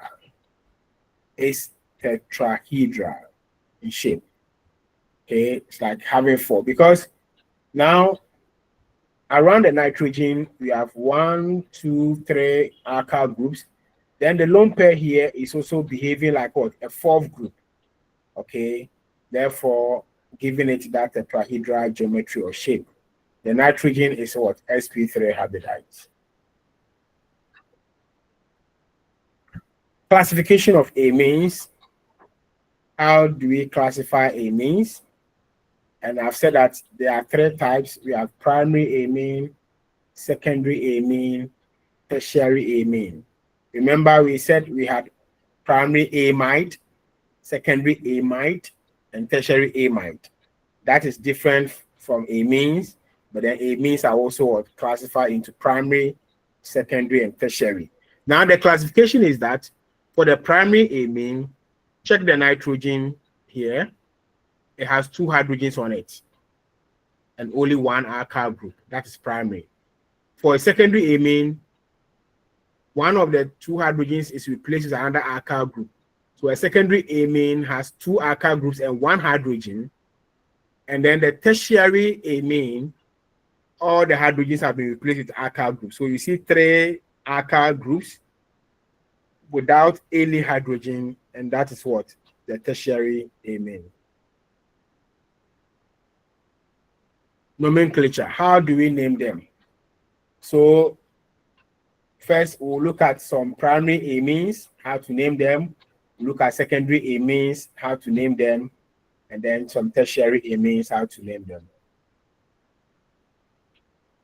So from the slide you are seeing, the box here contains the first 2 are primary amines, if you can see, because the nitrogen is bonded to 2 hydrogens and then 1 alkyl group. So if you want to name it, the common name is methyl amine, meaning you mention the alkyl name and then you add the word amine to it, methyl amine.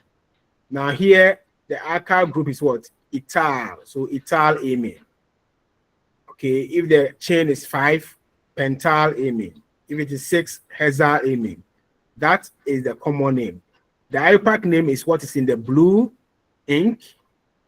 Okay, and for the IUPAC name, consider the carbon chain that the amine functional group is attached.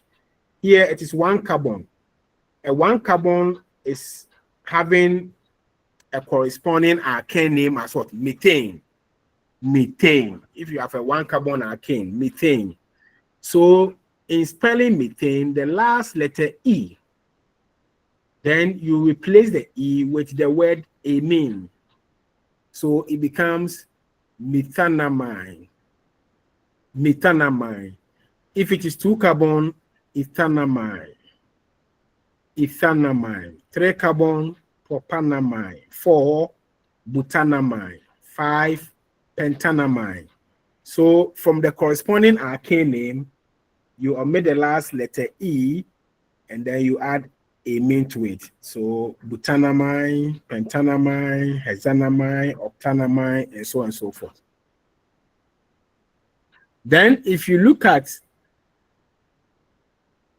and of course, if there's also a substituent, then you number the chain, the longest chain, so that you know the position of the substituent and the substituent name comes before. So assuming this ethanamine, there is a substituent on the first carbon here or on the second carbon here, then we number the chain 1, 2, and then we bring the position and then the substituent name before ethanamine. Over here, we have cyclohexylamine as the common name, and then the IUPAC name will be cyclohexanamine. Cyclohexanamine. It is just a cyclohexane, and so the corresponding name cyclohexane becomes what? Cyclohexanamine. Now, if it comes to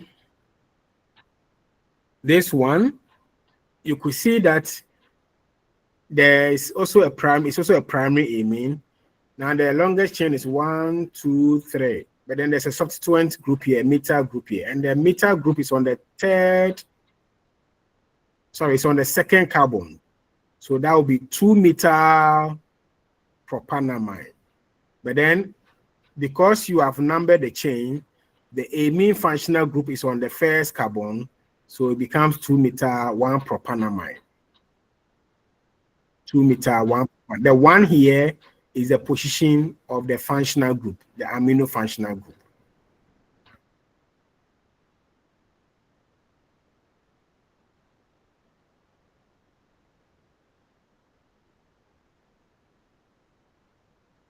Can I continue?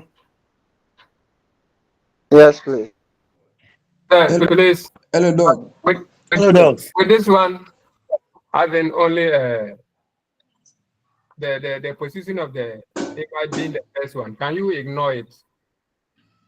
Like say The position, yeah, because like you mean the eternal mind. yes, with the one propanamide. Sorry. Okay. Two. Is it the eternal mind? Dog, he's talking about the The 2 one. methyl 1 propanamide. One Can you propanamide. ignore Can you the ignore one? the one? No, you cannot ignore the one Okay. because there's a subsequent meter here, so it calls you to number the longest chain. And when Okay. you are numbering the longest chain, you start from the carbon that the functional group is bonded. So that's 1, 2, 3. So it tells you that the NH2 is on the carbon 1. Is that right? Okay. Assuming you bring the NH2 to the carbon 2 here. Is that right? Then that one will be what? 2 methyl 2 propanamide. So if you ignore it, then it will be difficult to know the position because there is another position that you can bring this NH2 that is here. And when you do that, the name will not be 1 propanamide again, it will be 2 propanamide. That's why it's important to indicate the position. Okay, thank you very much.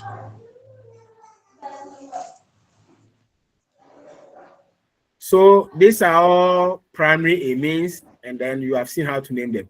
Now, if you take the second box here, these ones are secondary amines. So for the common name, you look at the 2 alkyl groups on the secondary amine. This one is methyl, this one is ethyl. So you mention them in alphabetical order. E comes before M. So ethyl, methyl, amine. Here, the 2 alkyl groups are all ethyl group. So they are ethyl amine. Or if they are methyl groups, they are methyl amine. But when it comes to the IUPAC name, please pay attention here. I think somebody's giving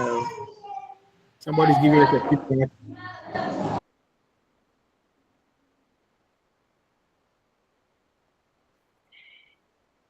All right, let's continue.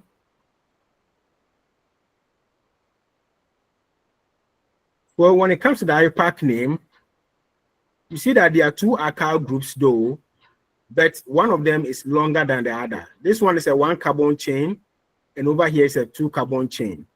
So we are saying that for the IUPAC name, consider the longest chain as your parent name. So if it is a 2 carbon, then that one becomes what? Ethanamine. Then the other carbon is considered as what? A substituent on the nitrogen. So methyl is considered as what? A substituent on nitrogen. So the position is what? N. So it becomes what? N-methyl. So you are going to get what? N-methyl ethanamide. Over here, the 2 alkyl groups are of the same carbon chain. And so in the IUPAC name, you use one of them as your parent name and the other one as your substituent. So a 2 carbon substituent is ethyl, and that ethyl is on nitrogen. So that would be what? N-ethyl. Then the longest chain is also a 2 carbon, so ethanamide. And that gives you the IUPAC name. For the tertiary amine, it means that there's no hydrogen. All of them are alkyl groups. So here, you can see that the 3 alkyl groups are all the same. Ethyl, ethyl, ethyl. 3 of them. So we say triethyl amine. That's a common name. Triethyl amine. 3 of them. So triethyl amine. But if it comes to the IUPAC name, out of the 3 alkyl groups, only one of them will be the parent chain. The other 2 alkyl groups are considered as what? Substituents. And they are on the nitrogen. So it will be N-ethyl and another N-ethyl. But we don't write them separate, like, because they are the same substituent. You don't say N-ethyl, N-ethyl. Okay? It's like the previous knowledge.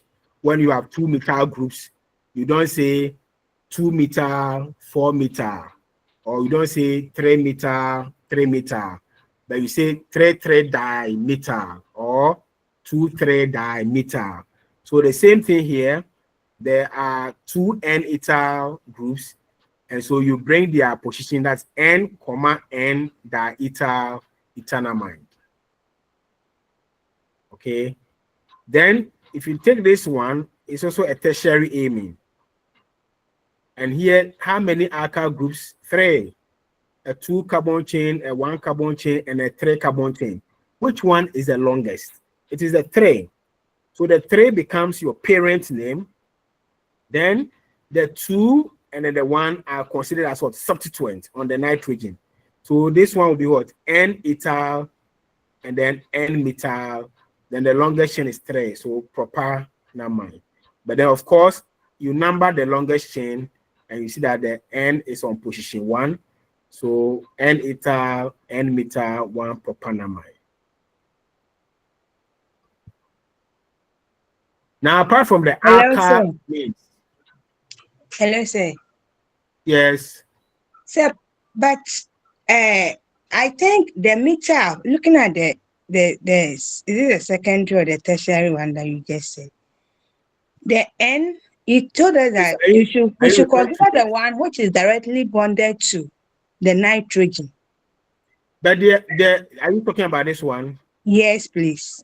And then Yeah, the previous one that no, on the same box. Hold on. This ethyl is bonded to the nitrogen. This methyl is bonded to the nitrogen. This 3 carbon is also bonded to the nitrogen. So that makes it a tertiary amine. But we are saying that all the 3 alkyl groups, they are different. This is a 2 carbon, 1 carbon, 3 carbon. So in naming the IUPAC, consider the longest of the 3. Which one is the longest? And that is the 3 here.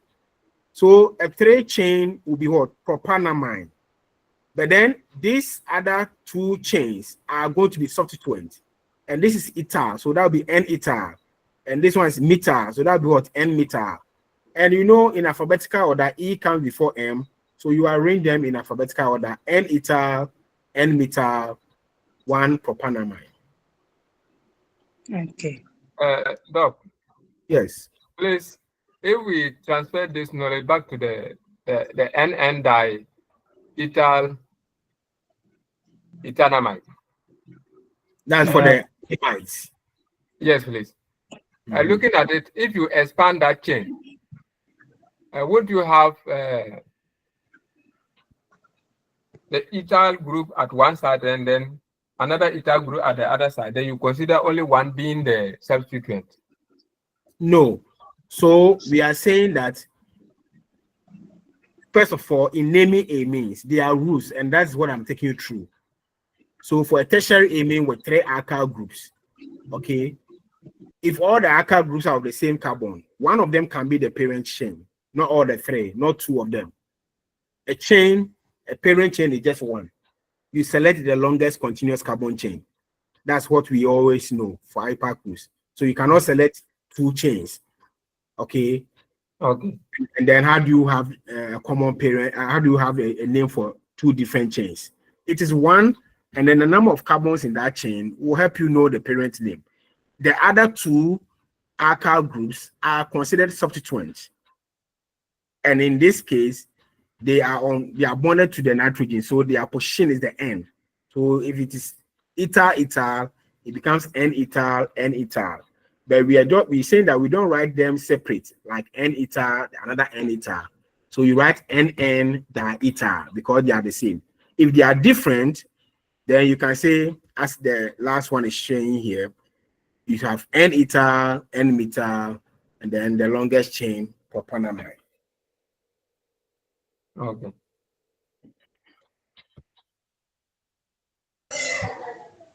So apart from the alkyl amines, we also have the area amines. That is to say, the amine functional group, okay, is bonded to an aromatic nucleus. So this one is aniline.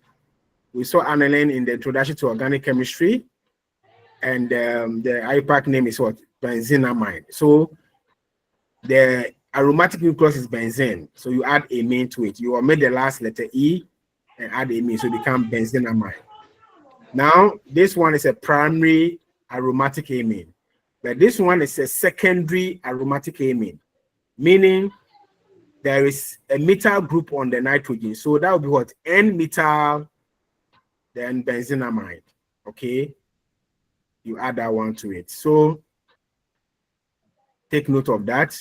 But mostly it is the alkyl amines that I normally will examine you. Again, I wouldn't bother you with these ones, the heterocyclic amines, because those who be majoring in chemistry, they will do a course with me in the semester 3. That is the aromatic and heterocyclic chemistry. And then we'll consider this type of what? Amines in detail. But then I just want you to know that we also have amines, such aromatic amines like the pyrrole, pyrazole, the imidazole, and then the indoles. This is just to mention them, but then don't worry or bother yourself on them too much. Those majoring in chemistry will deal with that later. Now, the physical properties of amines.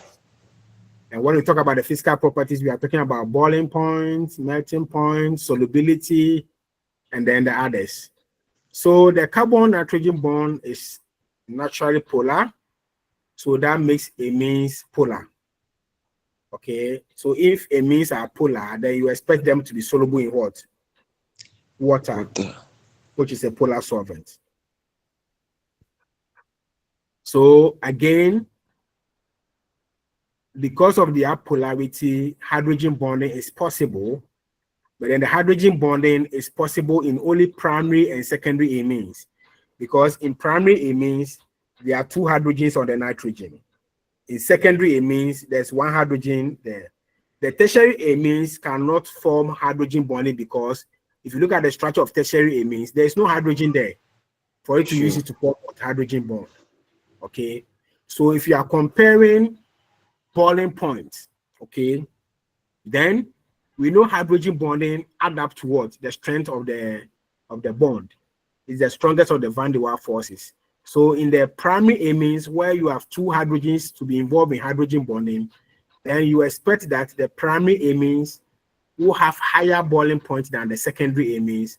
The secondary amines will also have higher boiling point than what? The tertiary amines. Due to what? Hydrogen bonding. So we say tertiary amines have lower boiling point than primary or secondary amines of comparable molecular weight. And the reason is due to the fact that the primary and the secondary amines do have hydrogen bonding in them, which makes them stronger and so will require higher energy to break. But then the tertiary amines do not have hydrogen bonding, hence they are low boiling point figures. So here, how I will examine you is that I can give you about 2, 3, 4, 5 different amines. Some are primary amines, some are secondary, some are tertiary of comparable weight. And I'll ask you to arrange them in order of what? Increasing boiling point or decreasing boiling point. I can also ask you, which of the following amines cannot undergo or cannot exhibit hydrogen bonding? So if there's a tertiary amine in the list, then that is the odd one out. Primary and secondary amines can exhibit hydrogen bonding. Hello, sir. Yes. When we're dealing with aldehydes and the other listing, you said that when there is a substituent, it reduces the boiling point and increases the melting point. Does it apply here? Yes. Because you are saying that here, you give us some amines of primary, secondary, and tertiary. You ask us to arrange them either in increasing or decreasing. So I want to know if a substituent. So here we are comparing maybe 1, 2, or 3 amines in terms of hydrogen bonding to determine which one have a higher boiling point. Is that right? Is that right? Yes, please. Yes, sir. Good. So I'm just telling you that the tertiary amines, they do not have a hydrogen on the nitrogen, so they cannot be involved in hydrogen bonding. So their boiling points are low, followed by the secondary, but the primary ones have the highest boiling point because there are two hydrogens that can be used in hydrogen bonding, and hydrogen bonding is the strongest of the van der Waals forces. So that will call them higher boiling points. Now here we are comparing primary, secondary, and tertiary amines. That's the idea I'm trying to establish here. But of course, if you have, let's say, 2 or 3 primary amines, okay, all of them will exhibit hydrogen bonding. But then the nature of the alkyl group will determine which one have what, a higher boiling point, because we know that in alkyl chain, in alkyl residue, branching decreases boiling point, but increases what? Melting point. So that one, if you are giving 3 primary amines, and one of them, the alkyl chain is straight, and then the other 2, they are what? Branches of the same comparable weight, then the one that is having a straight alkyl chain will have the highest boiling point, because those with branching, the effect is that branching lowers or affects boiling point negatively. So yes, you apply the same concept as we saw in alkanes, alcohols, aldehydes, and ketones. Okay, thank you. So relatively, we think that though they have higher boiling points, but then the boiling points are not as high as for alcohol. So it means that if you are giving an alcohol and then an amine, the alcohols will have higher boiling points than the amines of comparable weights. Now, because the amines, the lower members, are able to form hydrogen bonds with themselves and of course with water, then that makes the lower members of the primary and secondary amines miscible with water. Okay, miscible with water. So this table is just showing you the melting and boiling point of what? A series of what? Amines. Okay, and here the question that Our Lady asked, those that have branching, the effect on them in terms of melting and boiling point, you can use this table to understand better later. In terms of solubility too, the lower members are highly soluble in water, but as you increase the carbon chain, solubility decreases. That is that.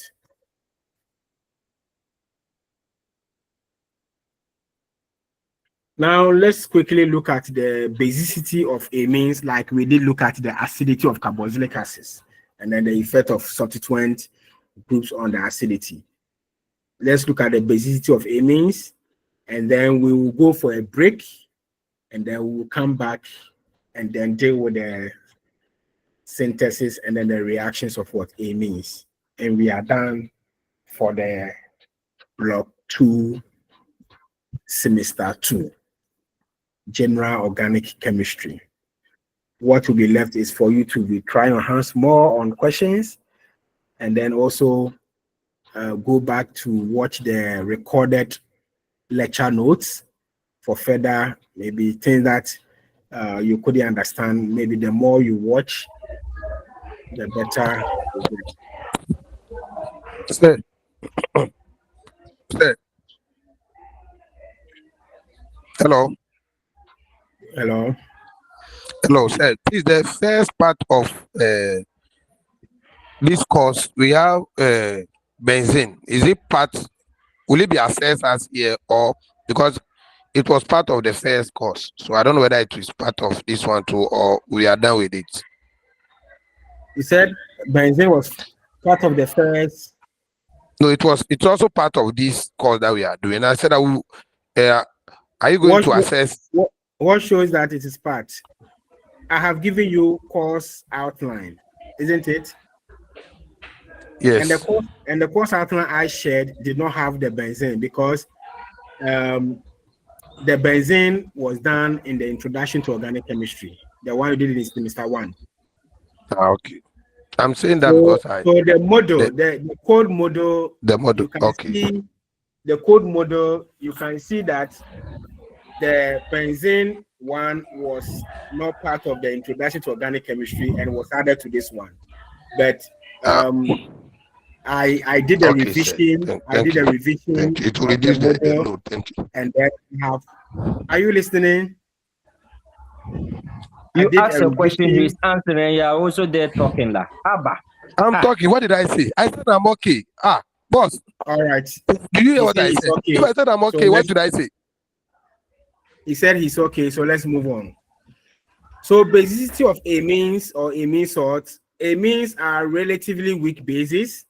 I've already indicated that because they are organic, but stronger bases than water. So here you are doing a comparison here. You know, water, we say water is amphoteric. What makes water amphoteric is that water can behave as an acid and a base at the same time. Okay, so but we are saying that the amines, when they compare their basic strength to that of water, they are stronger bases than water. Now, the relative basicity of amines can as well be compared in terms of the pKa values for their respective conjugate acids.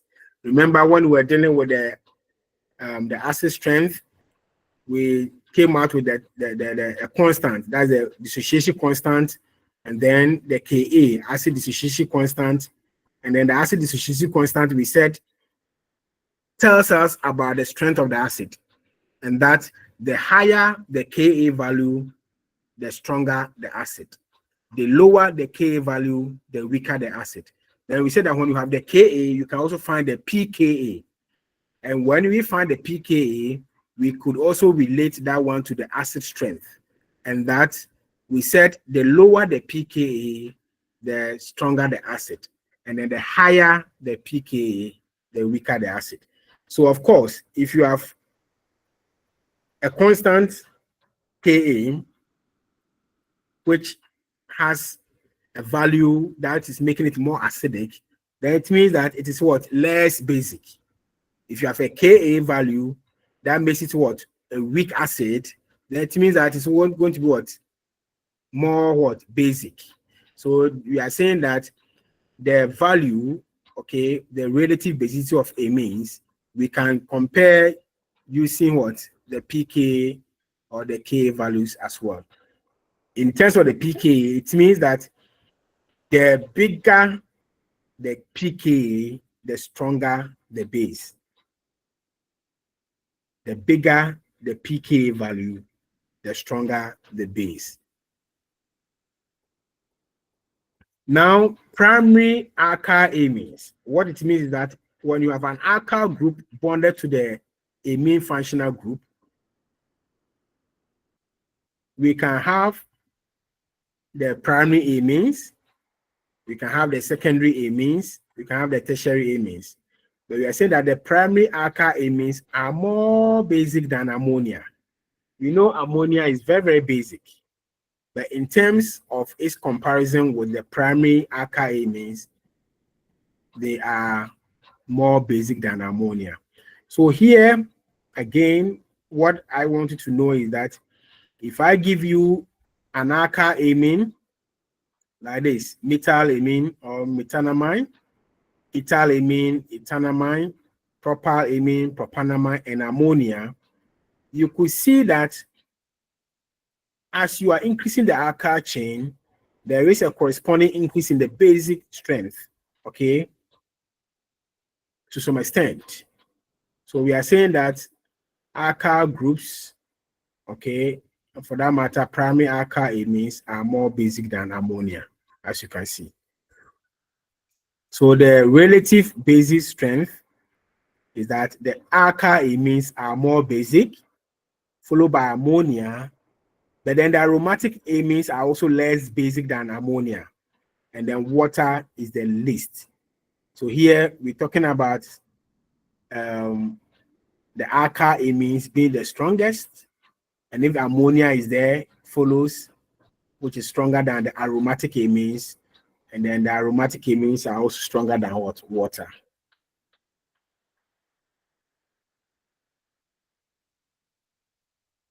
Now the question then is, why are the aliphatic amines more basic than ammonia? And the answer is what is here. I will definitely ask you this question in the end of semester exams. I will ask you, okay, why aliphatic amines are more basic than ammonia. Now, if both dissociate in solution, you have the ammonia forming the ammonium ion and then the OH minus, and then you have the primary amine or the alkyl aliphatic amine forming this alkyl ammonium salt and then an OH. Now, this particular Hey, my network, my network. This particular one is being stabilized by resonance. Okay, the alkyl group is an electron donating group. Okay, so if you have a positive charge on the nitrogen, the R group here is pushing electrons to neutralize that positive charge.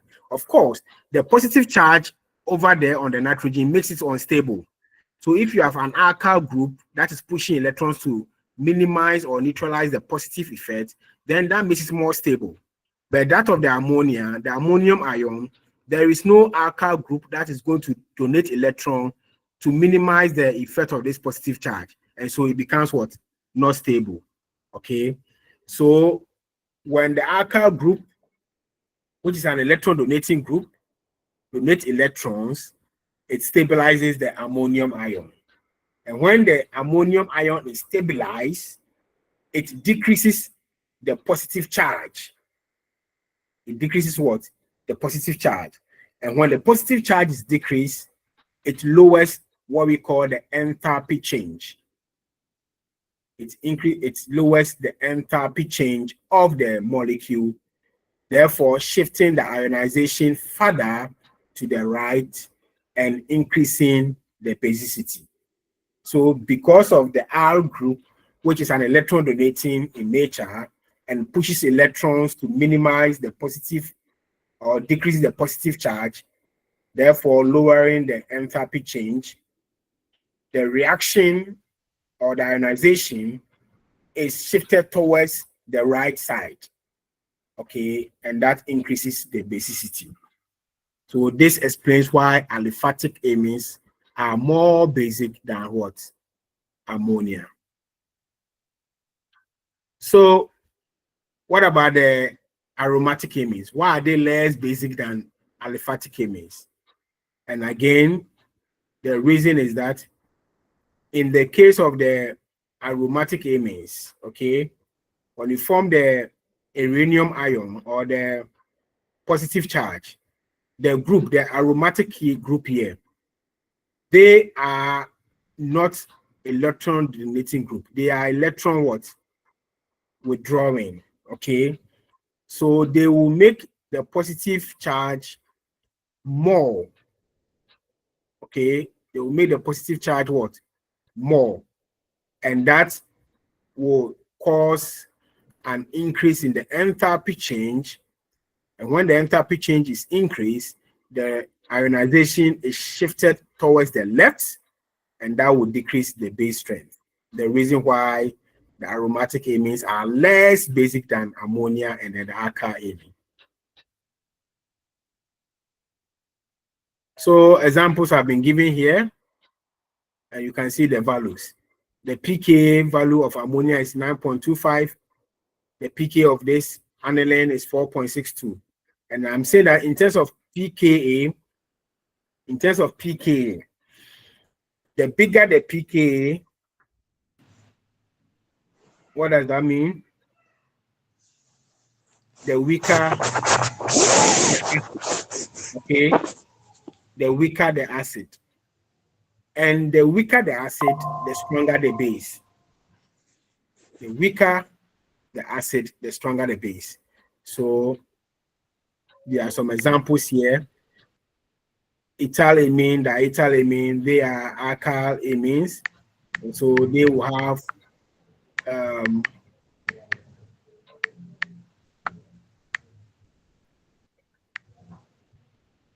there will be stronger bases, and that's how come you can see the values than ammonia, and of course ammonia to be a stronger base than what?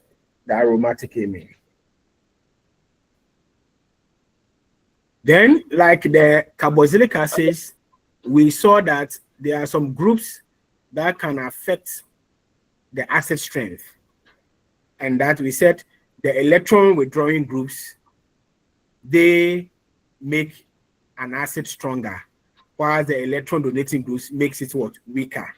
So the same thing here, some substituent groups can also affect the base strength. And here, the electron donating groups will make a base stronger.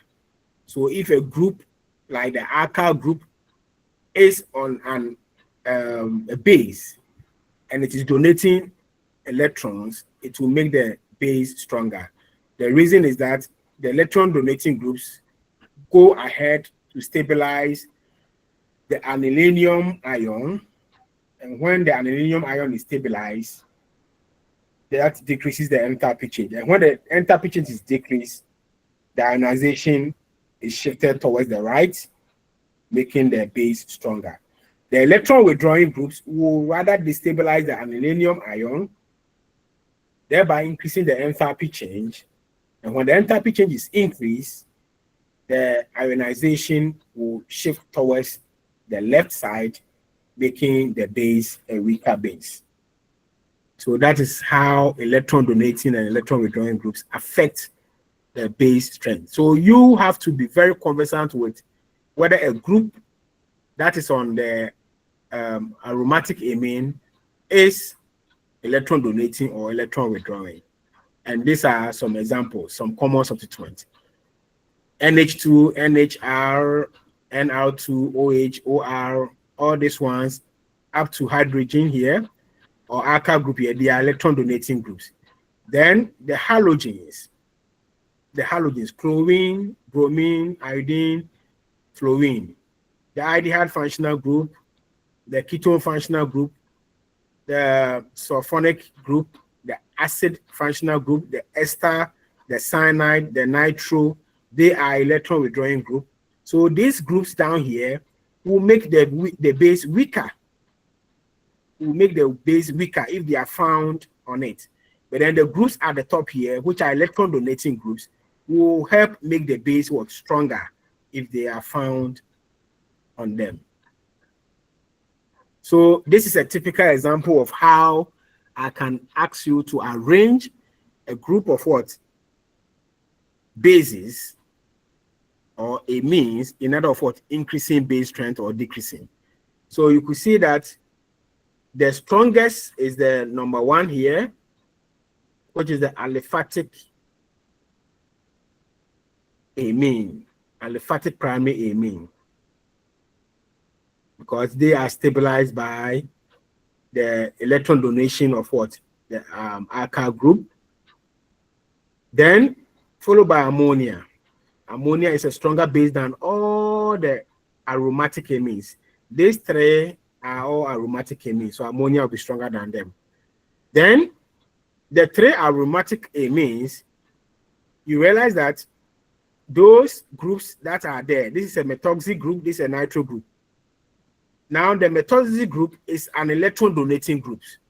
So over here, there's no donating or withdrawing group. But then here, there's an electron donating group. So that will make the base more stronger than where there is no electron donating group. So that becomes 3, and this one 4. As for the nitro, it is an electron withdrawing group. So it will destabilize the anilinium ion, thereby increasing the enthalpy.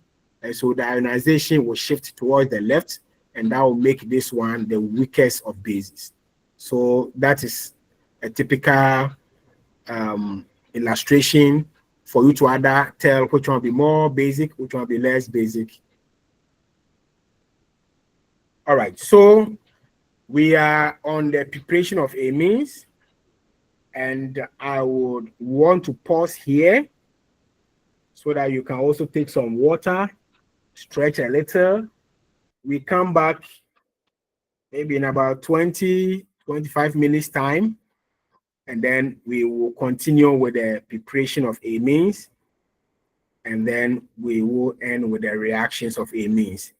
This aspect, my advice is that I'm going to expose you to them, but then you have to go and sit down and then pay attention to the reagents and conditions for the synthesis, as well as the reagents and conditions for the various reactions that we'll be looking at. Thank you, and then take some break. We will be back in 20 minutes time.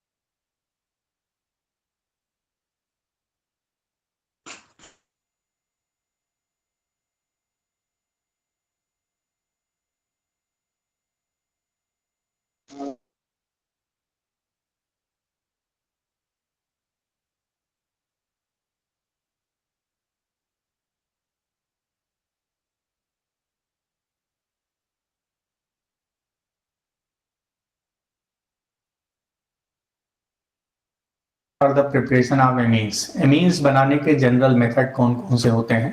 तो कई methods हैं। सबसे पहला method जो है that is by Please, can you reduction of hear from the nitro video? compound. The first method is by reduction of Yes, please. All right, so let's watch the nitro video. compounds. We're just going to summarize the synthesis of amines for us. Nitro compound है जैसे RNO2, इसको RNH2 बदलना है, तो इस पर हम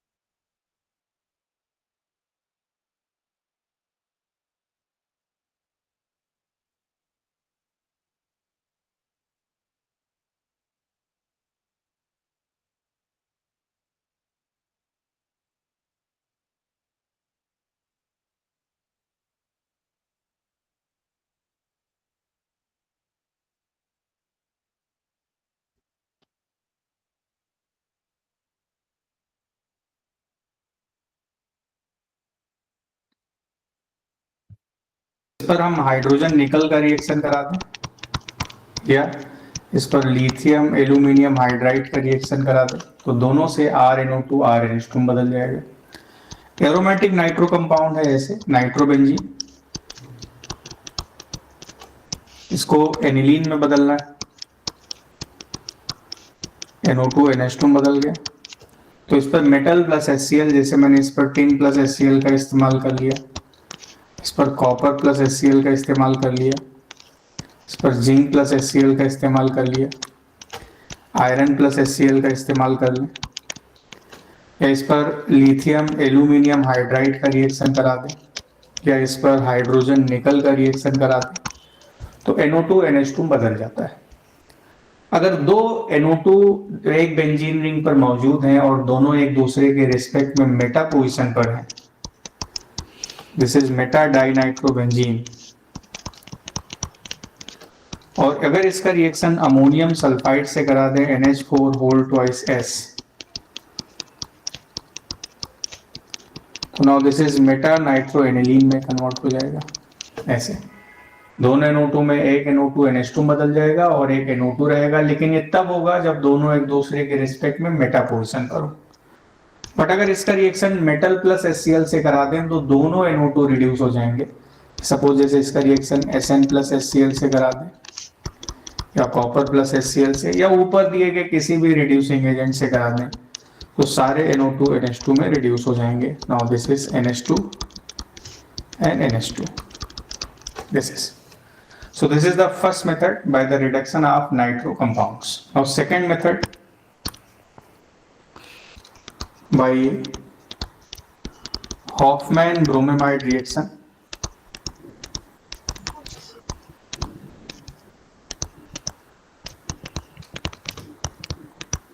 Hoffman bromamide reaction. Hoffman bromamide reaction हम लोगों ने डिस्कस किया था नाइट्रीन इंटरमीडिएट्स में, जो कि एक अलग चैप्टर से हम लोगों ने पढ़ा है। तो उन सब में नाइट्रीन बनता है। RCONH2 का रिएक्शन, R कोई भी ग्रुप हो सकता है, इसका रिएक्शन अगर मैं Br2 प्लस KOH से करा दूं, या मैं KOBr भी लिख सकता हूं, या इसका रिएक्शन Br2 प्लस NaOH से करा दें, इसको मैं NaOBr भी लिख सकता हूं, तो RCONH2 RNH2 में कन्वर्ट हो जाता है, प्लस Na2CO3 या K2CO3 साइड प्रोडक्ट में मिल जाएगा। तो किसी एमाइड को अगर हमें एमीन में बदलना है तो हम हॉफमैन ब्रोमाइड रिएक्शन का इस्तेमाल करेंगे। इसके अलावा अगर किसी एमाइड पर RCONH2 पर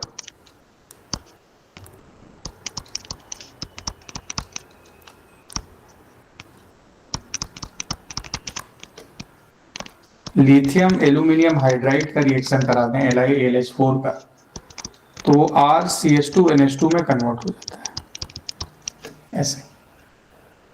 तो RCONH2 पर लिथियम एल्यूमिनियम हाइड्राइड के रिएक्शन से वो एमीन में बदल जाएगा that have same number of carbon.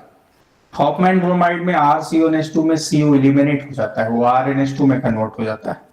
अभी हम एमाइड ऐसे ले लिया, जैसे मान लीजिए मैंने CONH2 ले लिया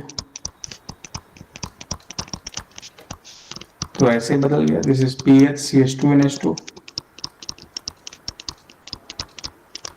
मैं साइक्लिक एमाइड भी ले सकता हूं, this is CONH,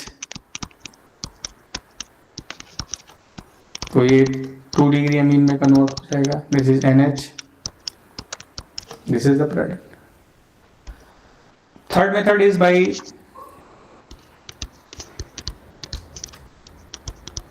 symmetry arrangement।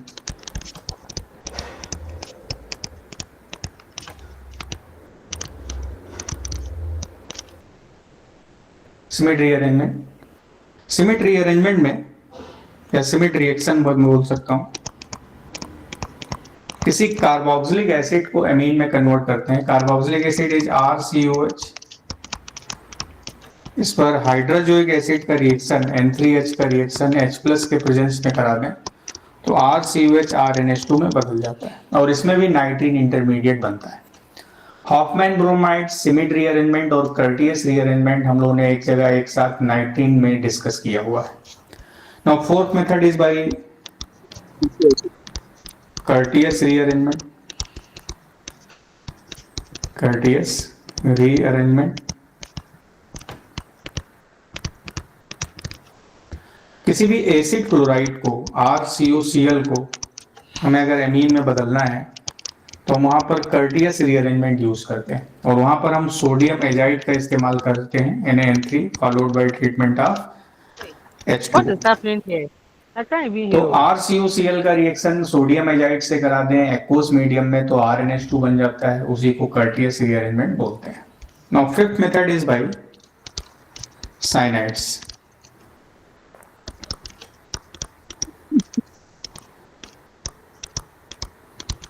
Nides and isocyanide। Cyanide RCN होता है। Now this is RCN। RCN पर अगर मैं लिथियम एल्यूमिनियम हाइड्राइड का रिएक्शन करा दूं, ये ऐसे बन गया, दिस इज NCO N-, तो हमें RNH2 मिल जाएगा।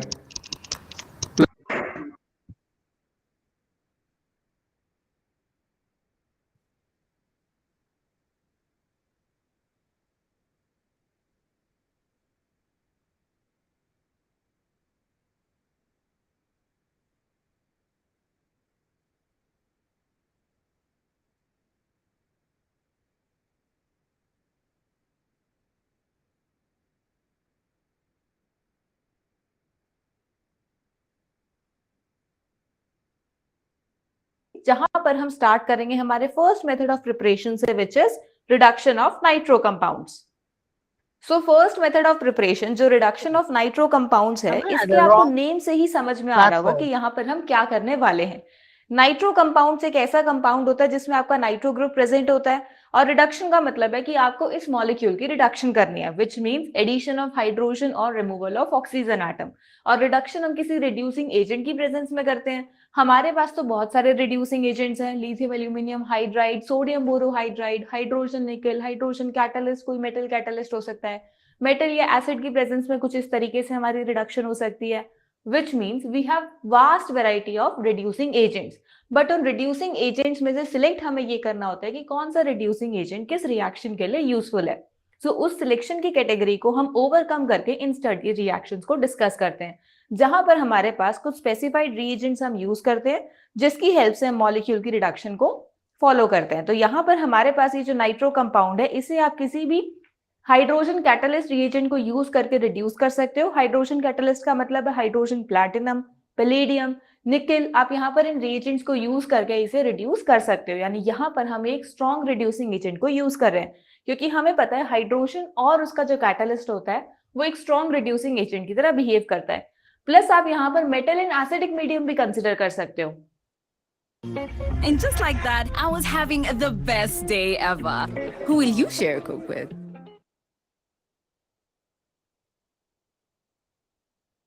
जैसे फॉर एग्जाम्पल आप आयरन इन HCl कंसिडर कर सकते हो, आप SN इन HCl कंसिडर कर सकते हो, यानी आप यहाँ पर मेटल इन HCl हाइड्रोक्लोरिक एसिड कंसिडर कर सकते हो, metal in acidic medium consider कर सकते हो। यहाँ से आपके पास जो आपका नाइट्रो कंपाउंड है वो रिड्यूस हो जाएगा और आपके पास आपका अमीन कंपाउंड की फॉर्मेशन होगी। ये ध्यान रखना है कि आपका जो मॉलिक्यूल है वो एसिड रहता है, सिर्फ जो आपका नाइट्रो ग्रुप है वो अमीन ग्रुप के अंदर कन्वर्ट हो जाता है। तो इस रिएक्शन को देखने के बाद आपको ये समझ में आ गया होगा कि प्रीवियस चैप्टर्स में हमने जहां पर भी कन्वर्शन मेथड्स यूज करे थे जिसमें कहीं ना कहीं रिड्यूसिंग एजेंट का यूज आ रहा था, हम उन सारी कन्वर्शंस में रिड्यूसिंग एजेंट के यूज के बाद नाइट्रो ग्रुप की इंट्रोडक्शन करवाते थे, क्योंकि अगर हमने वो इंट्रोडक्शन पहले करवा दी होती तो हमारे पास हमारा desired product which is nitro compound आता ही नहीं, हमारे पास उसकी रिड्यूस्ड फॉर्म आती। तो इसी चीज को प्रिवेंट करने के लिए हम क्या करते थे, हमारे रिडक्शन स्टेप के बाद हमारे नाइट्रो ग्रुप की इंट्रोडक्शन करवाते थे। तो आई थिंक अब आपको समझ में आ गया होगा कि क्यों हम यहाँ पर इसकी रिडक्शन को प्रिवेंट करने की कोशिश करते थे, क्योंकि यहाँ पर ही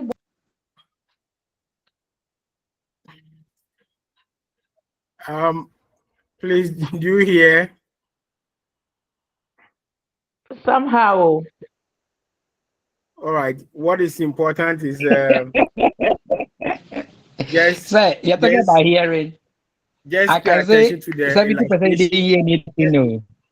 Pay attention to the attention to the illustrations on the screen and not the phonetics or whatever. But then I'm trying to get another one that is a bit. So just give me a minute. So can you try Khan Academy?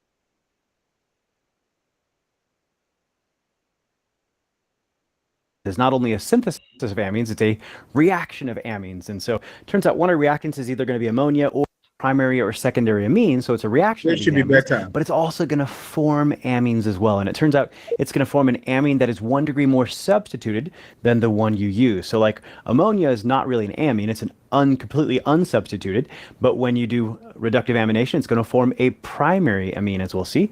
When you start with a primary amine in reductive amination, you get a secondary amine, as we'll see. And when you start with a secondary amine, you'll get a tertiary amine end result, as we'll see. So it always gets 1 degree more substituted than the original amine you start with. Now, notice this is reductive amination, not animation. It's going to be difficult to say, and I guarantee you're going to say it wrong at least once, but it's not animation, it's amination. So, and we'll see why they call it reductive amination in just a second here. So you guys learned when you take a ketone or aldehyde and react it with either ammonia or a primary amine, you form an imine, where your carbon-oxygen double bond is converted into a carbon-nitrogen double bond. And if you start with ammonia, your nitrogen is still bonded to a hydrogen, but if you start with a primary amine, your nitrogen is still bonded to whatever alkyl group you had as part of your primary amine.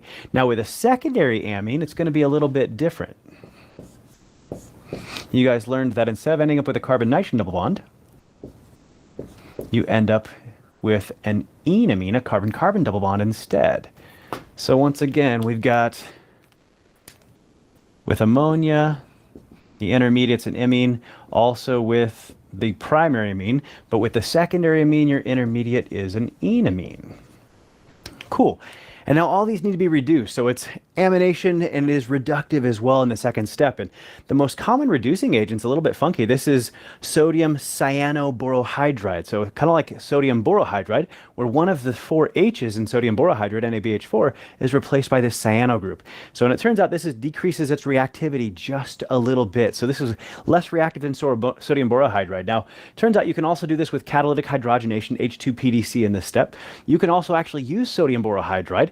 The problem, though, is that you mix all this together in one step, and if you use sodium borohydride, some of it's actually going to reduce your ketone to a secondary alcohol, or your aldehyde to a primary alcohol. And so, but if we use sodium cyanoborohydride, it'll reduce your imines or enamines, but it actually is not strong enough to react with your ketone or aldehyde. So it's kind of a nice choice, and it's the most common one, so it's the one I'm going to kind of run with here. So, but in this case, you're going to reduce that carbon-nitrogen double bond to a carbon-nitrogen single bond. And so we've added a hydrogen to the carbon and a hydrogen to the nitrogen. Same thing when we started with the primary amine. And with the enamine, you'll just reduce the carbon-carbon double bond.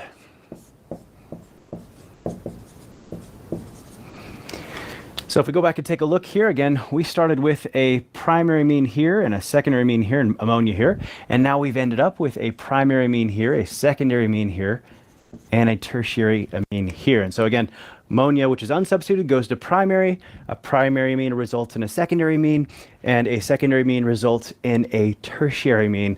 And so again, this is your reductive amination. Not only is it a reaction of amines, but your product is also an amine, so it's also a synthesis of amines. So this is a good bridge because in the next lesson, we're going to start covering all the reactions of amines, and technically we've kind of, in a certain way, covered one already. Now, if you found this lesson helpful, would you consider giving me a like and a share? Best things you can do to make sure other students get to see this lesson as well. If you're looking for the study guide that goes with this lesson, if you are looking for practice problems on amine synthesis and reactions, check out my premium course at chadsprep.com.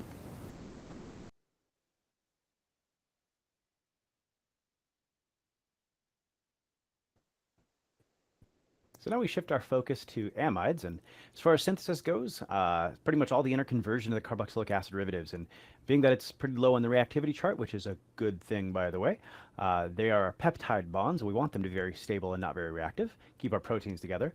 But being that they're at the bottom end of the chart here, just about all the other carboxylic acid derivatives can be turned into them. We can turn an acid chloride or an anhydride there, and we can do it with a strong nucleophile or with a weak nucleophile. We can turn an ester into one. Again, we can do it with acid catalysis or with a strong nucleophile, and we can also do it with a carboxylic acid, but only with acid catalysis. But all the other functional groups can be turned into an amide. So now we'll dive into looking at the reactions of amides, and as I said earlier, they're kind of low on the reactivity, so there's not going to be a whole lot here. We don't have to worry about them reacting with organometallics in any way, shape, or form, but we do have one hydride reduction. If you recall, it was a little bit unique. We're going to use lithium aluminum hydride again. Sodium borohydride does not react with amides. And in this case, instead of doing the normal nucleophilic acyl substitution, it actually does deoxygenation. The oxygen leaves preferentially before the nitrogen does, and so you just end up with an amine. And again, don't confuse this with the Clemmensen or Wolff-Kishner reductions for ketones and aldehydes. This is specific for amides turning into amines. So now we'll briefly look at the interconversion with carboxylic acid derivatives, and there's not much to do here. Again, amides are pretty low in reactivity near the bottom of the food chain as far as carboxylic acid derivatives go, and pretty much you're either going to do the acid hydrolysis and turn it into a carboxylic acid, or you're going to do the base hydrolysis and turn it into a carboxylate. You don't really have any other options. You can't turn it into a more reactive acid chloride, a more reactive anhydride, or a more reactive ester in any kind of great yield, just the acid or base hydrolysis.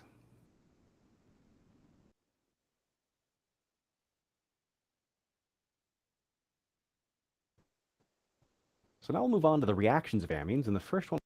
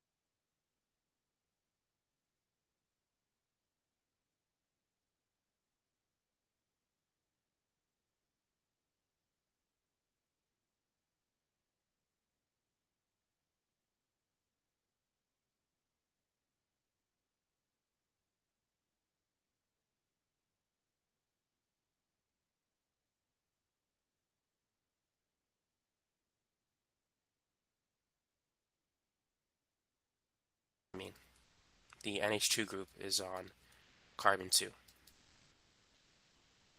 Now, what about this one?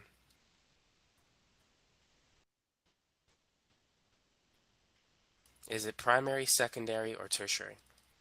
So here, the nitrogen is attached to two carbon atoms, so we have a secondary amine. And to name it, it's N-methyl, because we have a methyl group on a nitrogen, and the parent name for the longest chain is pentane. So it's N-methyl 2-pentanamine. So that's the IUPAC name for that compound.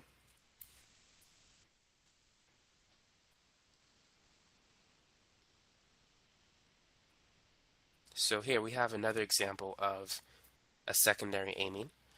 And what do you think the common name for this compound is? So on the left side, we have a methyl group. And on the right side, we have an ethyl group. So we're going to place it in alphabetical order. So it's ethyl, methyl, amine.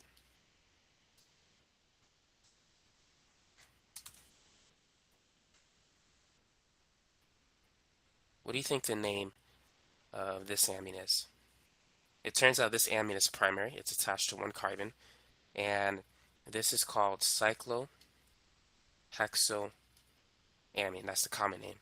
You can also call it cyclohexanamine.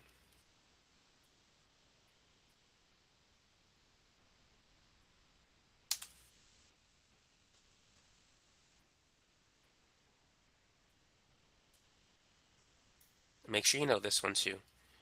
A benzene ring with an NH2 group. This is known as aniline, and it's a primary amine.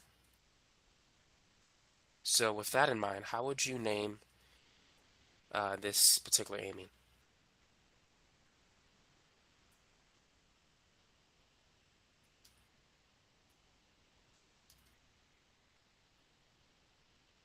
So we can see that we have the aniline derivative.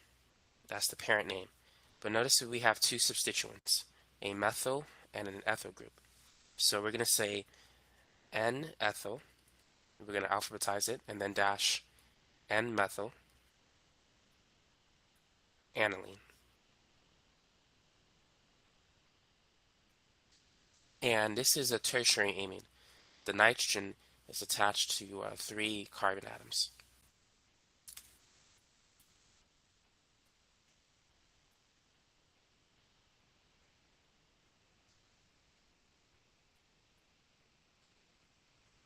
When nitrogen has 4 bonds, it has a plus charge. And so it's going to be attached to an anion. It could be iodide, chloride, hydroxide. And what we have here is a quaternary ammonium ion. So to name it, notice that we have 4 butyl groups. So it's going to be tetra for 4, tetrabutyl. And whenever nitrogen has a plus charge, it's considered an ammonium cation. So tetrabutyl ammonium, and then you would name the anion, so iodide. And just like that, I was having the best day ever. Who will you share a Coke with? Quaternary ammonium salts are very useful as a phase transfer catalysts. They can dissolve anions in a nonpolar solvent. We'll talk about that more later in this video. So now let's go over some special names that you need to know.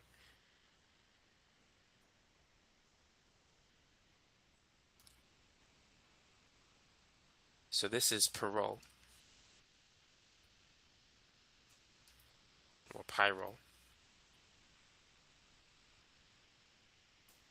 And if it doesn't have the double bonds, if it's not aromatic, this is pyrrolidine.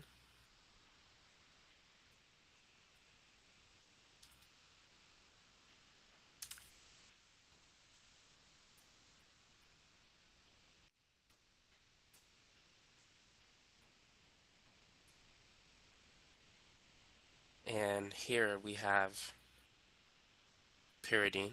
So make sure you know these names for your exam, because sometimes your professor may quiz you on it. They could say, hey, what's the name of this compound? And you could be like, I didn't study that. So just make sure you're familiar with the names.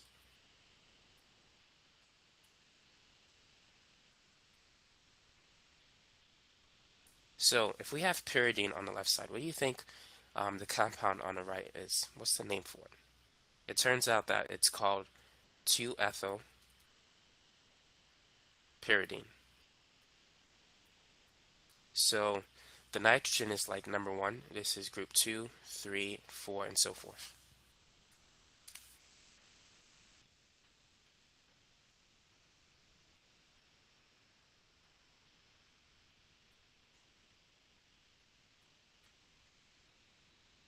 This is piperidine, or piperidine. And next we have pyrimidine.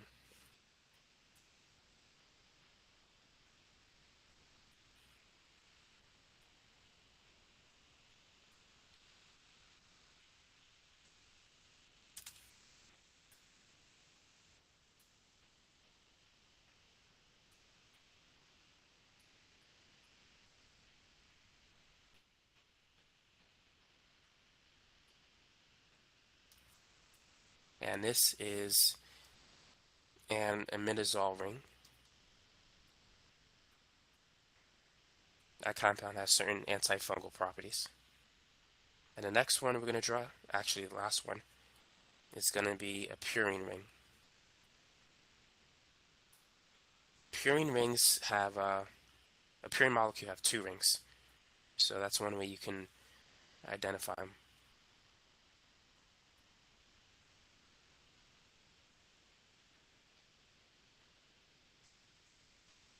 So that's a purine.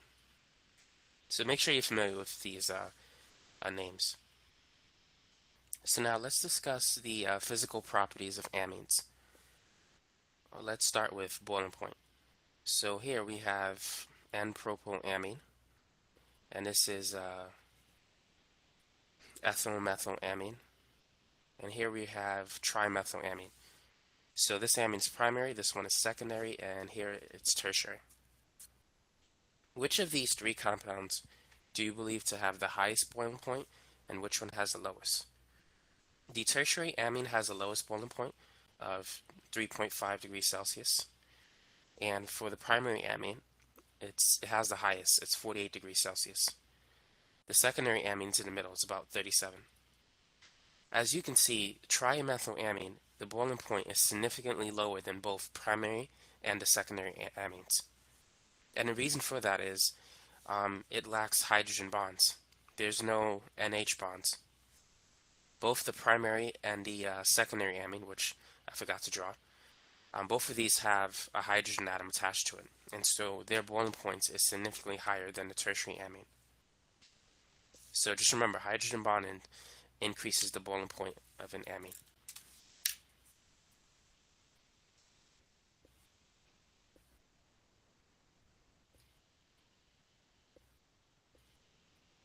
Now let's compare 2 primary amines. As you can see on the structure, which of these 2 have the a higher boiling point? Is it the ethylamine or propylamine? Now, if both functional groups are identical, the one that has more carbon atoms is going to have the higher boiling point. Ethylamine has a boiling point of 17, and propylamine has a boiling point of 48. But now, which one is more soluble in water? Ethylamine is more soluble in water, and propylamine is less soluble. The reason for that is ethylamine is more polar because it has less carbon-hydrogen bonds. As the number of carbon-hydrogen bonds increases, the solubility decreases. So just keep that in mind, because the carbon-hydrogen bonds are nonpolar and they don't mix very well in water. So that's why ethylamine is more soluble, because it has less carbon-hydrogen bonds. Now, if you add an acid to an amine, let's say if we have propylamine and we add hydrochloric acid to it, the amine is a weak base. It's going to abstract a hydrogen from the acid. And so it's going to turn into a salt. So we're going to get an ammonium ion, NH3+, and it's going to be ionically bonded to the chloride ion. So because we have an ionic salt, the solubility in water is much, much higher. So this is going to be very soluble. In fact, this method is very useful for extracting an amine from a nonpolar organic solvent. Once you add an acid to it, it's going to move from, let's say, the ether layer into the aqueous layer.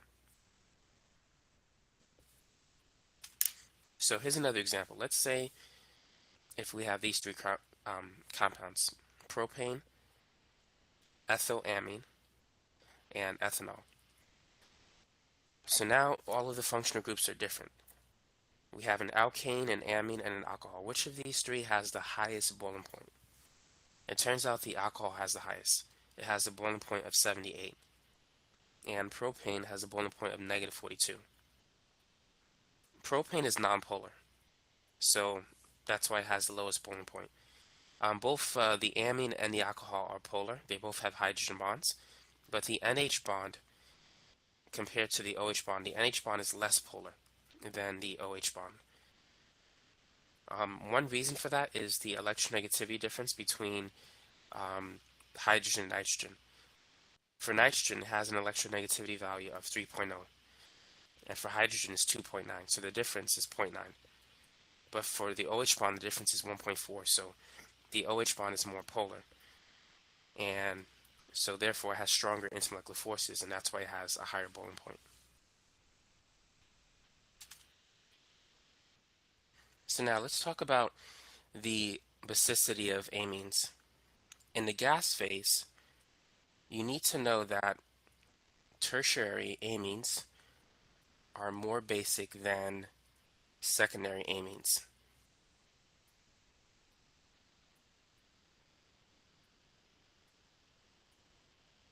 And secondary amines are more basic than methylamines or primary amines. And a methylamine is more basic than ammonia, NH3. Now in the aqueous phase, it's a little different.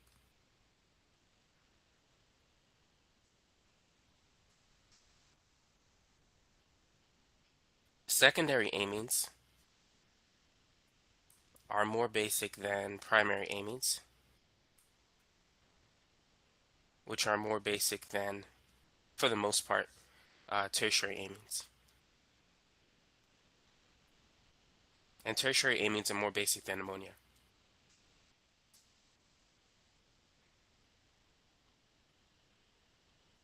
So make sure you know that. So here's an example. Let's draw the conjugate the conjugate acid of the amines in aqueous phase. The conjugate acid of ammonia is the ammonium ion, and the conjugate acid of methylamine is CH3NH3+. And for the secondary amine, it's going to be CH3NH2+. And for the tertiary one, you just got to add a hydrogen to it. So the ammonium ion has a pKa roughly about 9.26, and for the methyl ammonium ion, that's about 10.6. And just like that, I was having the best day ever. Who will you share a Coke with? 6.4. So this is primary, secondary, and tertiary. And for the dimethyl ammonium ion, that's about, the pK is 10.72, slightly more basic. And for the tertiary one, it's 9.74. So as you can see, in the aqueous phase, the secondary amine is more basic or less acidic than the primary. And then we have the tertiary and then the ammonium ion. So as the pKa goes up, the compound is more basic. As it goes down, it's more acidic.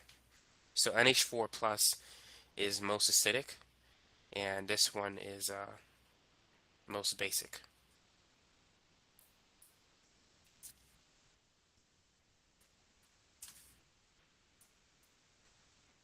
So most amines, the pK is around 9 to 10 or 11, so we'll say around 10. But aniline is different. If we draw the protonated form of aniline, the conjugate acid, the pKa is much lower. It's much more acidic. The pK is around 4.6. So that's a huge difference. Now, what do you think is going to happen to the pKa if we add an electron donating group? Let's say like a methyl group. If you add an electron donating group to an acid or even a base, the compound becomes less acidic. The pKa will increase. For this compound, it's about 5.08. For the conjugate acid of paranitroaniline, it's even more acidic.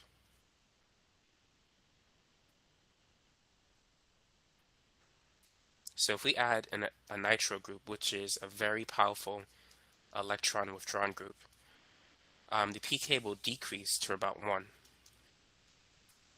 So keep in mind, whenever you add an electron donating group, the pKa goes up. So as we can see, it increased from 4.6 to 5.08. It became more basic, or turned into a stronger base. When you add an electron withdrawn group, one that pulls away electron density from the ring, you can see it becomes a very acidic. The pK is 1.0, and it's 1.0.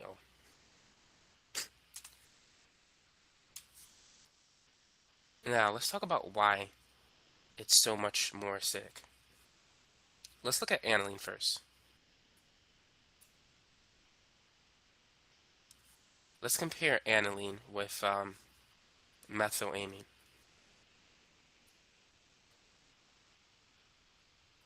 So for methylamine, the pKa was, we said, about 10.64. This is the pKa of the conjugate acid, CH3NH3+. And the pKa for the conjugate acid of aniline, we said, is 4.6. The reason why aniline is so much more acidic is because of resonance stabilization of the conjugate base.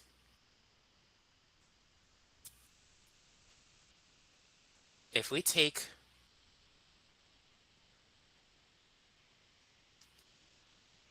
so this is the conjugate acid, CH3NH3+. And for aniline, the conjugate acid is this. So when we lose the hydrogen, we get methylamine. As you can see, this lone pair is not delocalized. There's no resonance structures that we can draw. So because it's localized, the pK is much higher. However, for aniline, the conjugate base is stabilized by resonance. This lone pair can move here, and it can form a carbanion.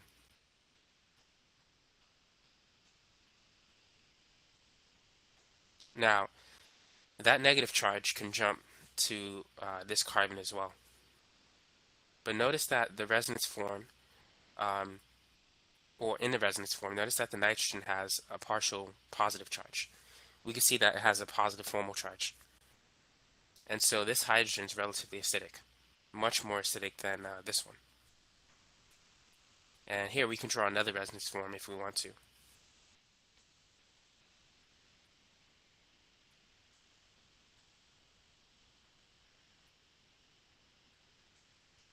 So as we can see, it's due to resonance. That's why aniline is much more acidic than methylamine.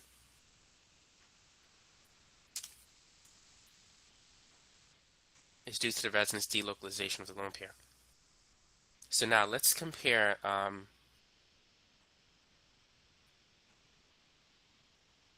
aniline with paranitroaniline.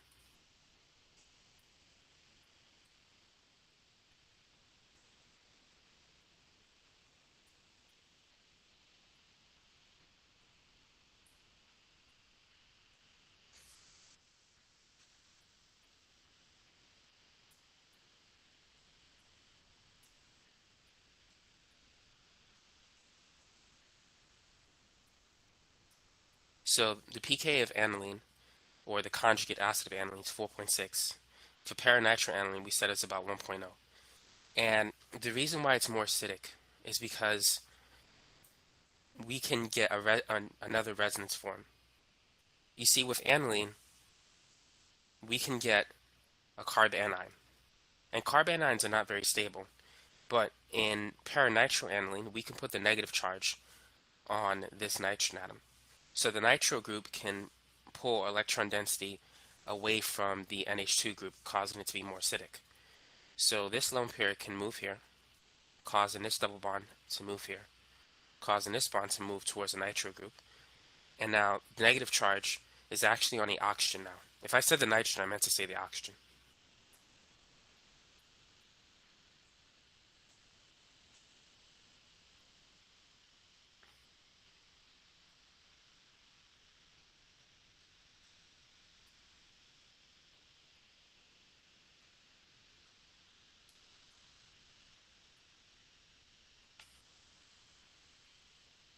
The nitrogen still has a plus charge, but notice that this oxygen bears a negative charge.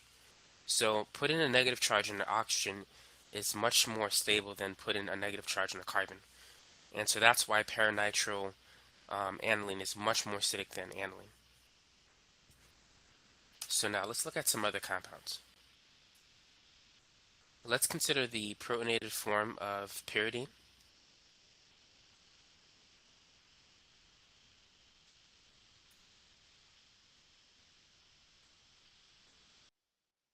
Remove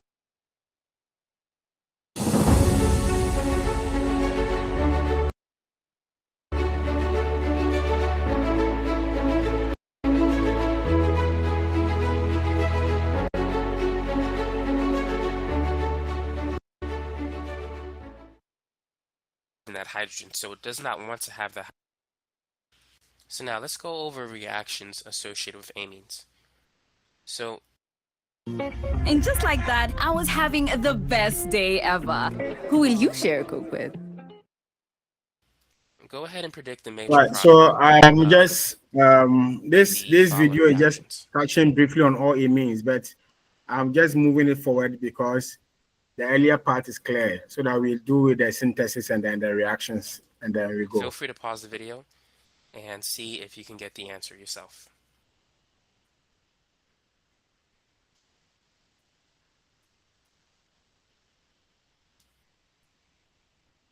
And then we could talk about the mechanism. Now, for the first reaction, we have a primary alkyl halide. And NaNH2 contains a very powerful base/nucleophile. Now, because it's a primary alkyl halide, it's going to favor an SN2 reaction. And so we're going to replace the bromine with an NH2 group. So that's a nice and simple way to make a primary amine. Now, let's say if we added NaNH2 to 2,3-dibromobutane. The final product will be an alkyne, which I guess I really should draw it this way. We would get 2-butyne. And for 2,2-dibromobutane, we would get the same product. Now let's talk about why. Let's go over the SN2 reaction first though. So whenever you have a primary alkyl halide, the carbon is accessible to the nucleophile. So it attacks the carbon and expels the bromine atom. And so we get NH2. But now let's say if we use a secondary alkyl halide. Initially, let's use 2-bromobutane. If we added NaNH2, the NH2 minus is actually going to act as a base rather than a nucleophile. Whenever you have a secondary alkyl halide with a strong base, it favors the E2 reaction mechanism. So the NH2 minus ion is going to grab a hydrogen, it's going to form a double bond and expel the Br. Notice it grabbed the hydrogen that's away from the bromine atom. So this is the anti-E2 reaction. You have anti-elimination and syn and syn elimination. So this would give you 2-butene. Now let's say if we had 2 bromine atoms.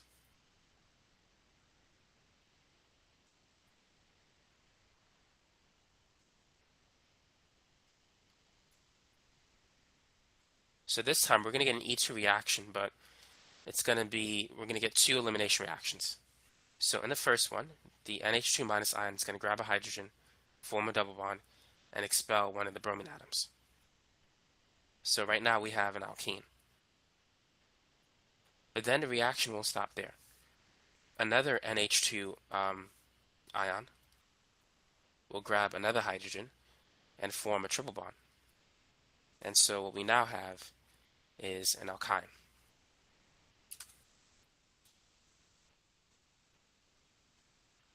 Now in the next example, the mechanism works in a very similar fashion. But here's the question. Should we remove the yellow hydrogen or the green hydrogen? You want to remove the yellow hydrogen first because internal alkynes are more stable than terminal alkynes. So it's good to understand that you can get both alkynes. It's possible. However, the internal alkyne is better than the terminal alkyne. So this is going to be the major product. So for alkynes, just make sure to draw it straight. I know sometimes you might see me draw it slanted, but it should be like this.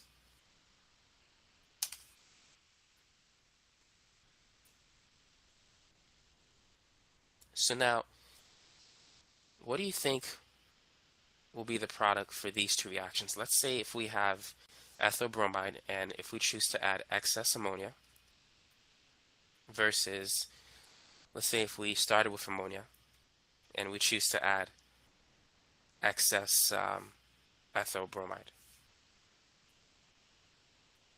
Is there a difference in the reaction? Does it give you the same product? Now, for the first one, if we use excess ammonia, the major product will be ethylamine. We're going to get a primary amine. Now, we might get other products as well, but for the most part, this is going to be the major product. Now, if we use an excess alkyl halide, we can get a quaternary ammonium salt. So this reaction is known as exhaustive alkylation. So let's go over the mechanism for each. So let's use excess ammonia. Now, ammonia is a weak base, and it's a weaker nucleophile than the NH2 minus ion. However, it's still strong enough to displace the bromine atom by means of an SN2 reaction. But because the nitrogen doesn't have a negative charge, once you add it to the carbon, it's going to acquire a positive charge, now that it has 4 bonds. So there's an extra step. Now, another ammonia molecule will remove the hydrogen. So that's why we needed excess NH3. So this will grab a hydrogen, and now we're going to get NH2.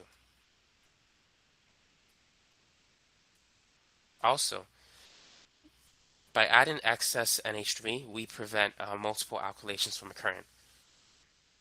So this won't happen if we have excess ammonia. I mean, it could happen, but it's less likely. So this nitrogen could attack the carbon and expel the bromine atom. But because the alkyl halide is in low yield, the chances of that happening is low. So this is going to be the major product. Now, however, looking at the second reaction,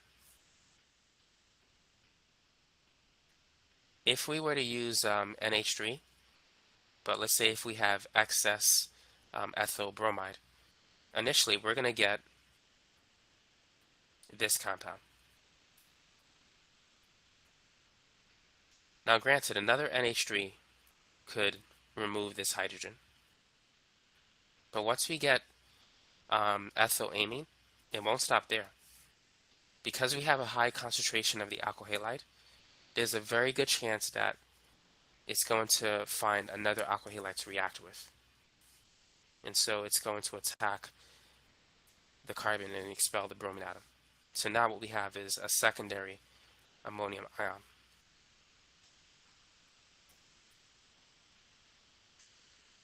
Now, at which point another base could grab the hydrogen. Now, this base could be another NH3 molecule. It could be methylamine, or it could be a solvent, depending on what the solvent is. So I'm going to use the generic base here. So the generic base is going to remove this hydrogen. So now we have a secondary amine.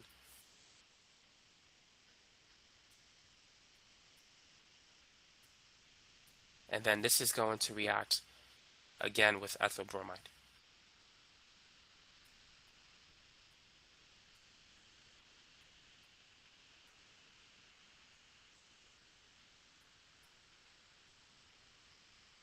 And then another base is going to grab this hydrogen.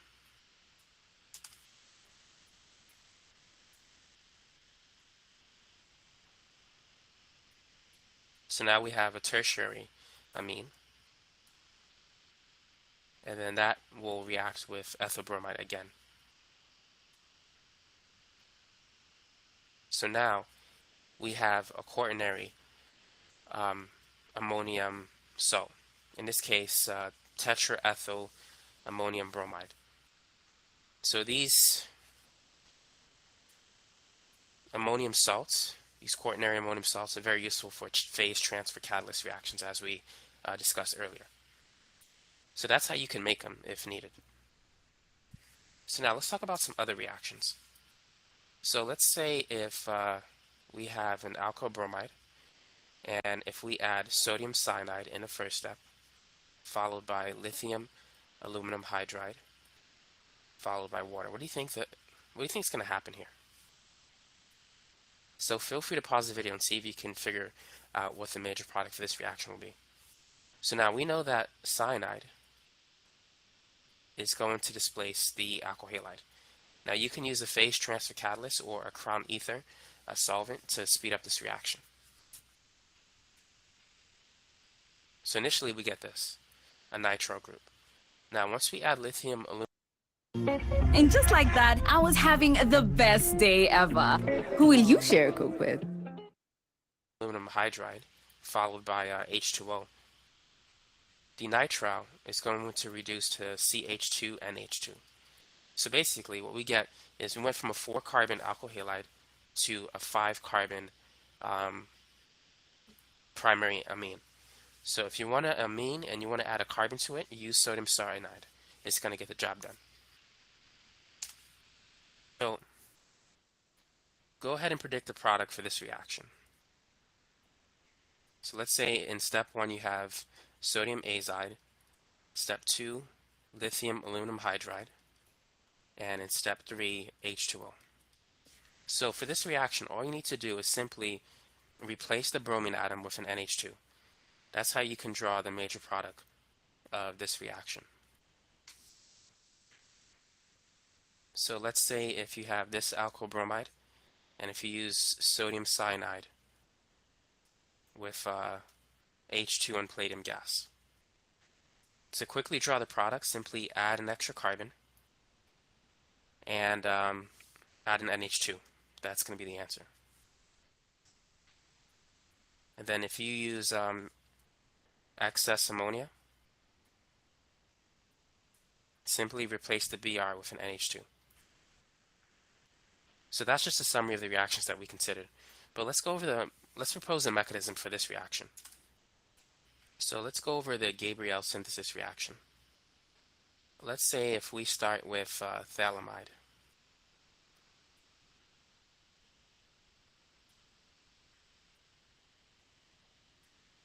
And in step 1, we're going to add a base, potassium hydroxide. Step 2, we're going to add an alkyl halide. And step 3, we're going to add hydrazine, H2N NH2. Sometimes you might see hydrazine as N2H4. Now, also predict the major product for this reaction. Let's say if we use NaOH, which will do the same thing as KOH, we're going to use a different alkyl halide. Let's use benzobromide. But instead of using hydrazine, we're going to use H3O plus and heat for the third step.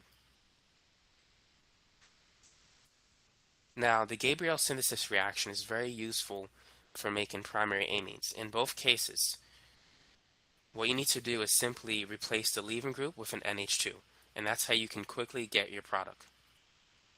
So in this case, we're going to get N-butylamine. Now, for the next reaction, do the same thing. Replace the bromine atom with an NH2 group. Now, typically, this is the main product that you're going to be focusing on when you're tested. So that's how you can quickly get the answer.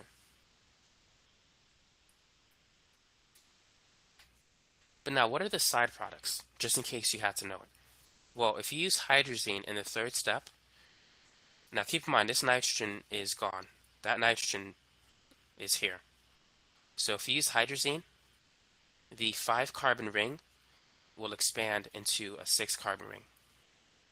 So here are the two hydrazine, the two nitrogen atoms from hydrazine. And there's 2 hydrogens here as well. So these nitrogens, they come from the hydrogen substance. So just make sure you're aware of that. Now, if we use H3O plus and heat in the third step, instead of getting this compound, the side product will look like this. The ring is going to open, and we're going to get 2 carboxylic acids. Either case, this nitrogen is expelled as it forms the amine.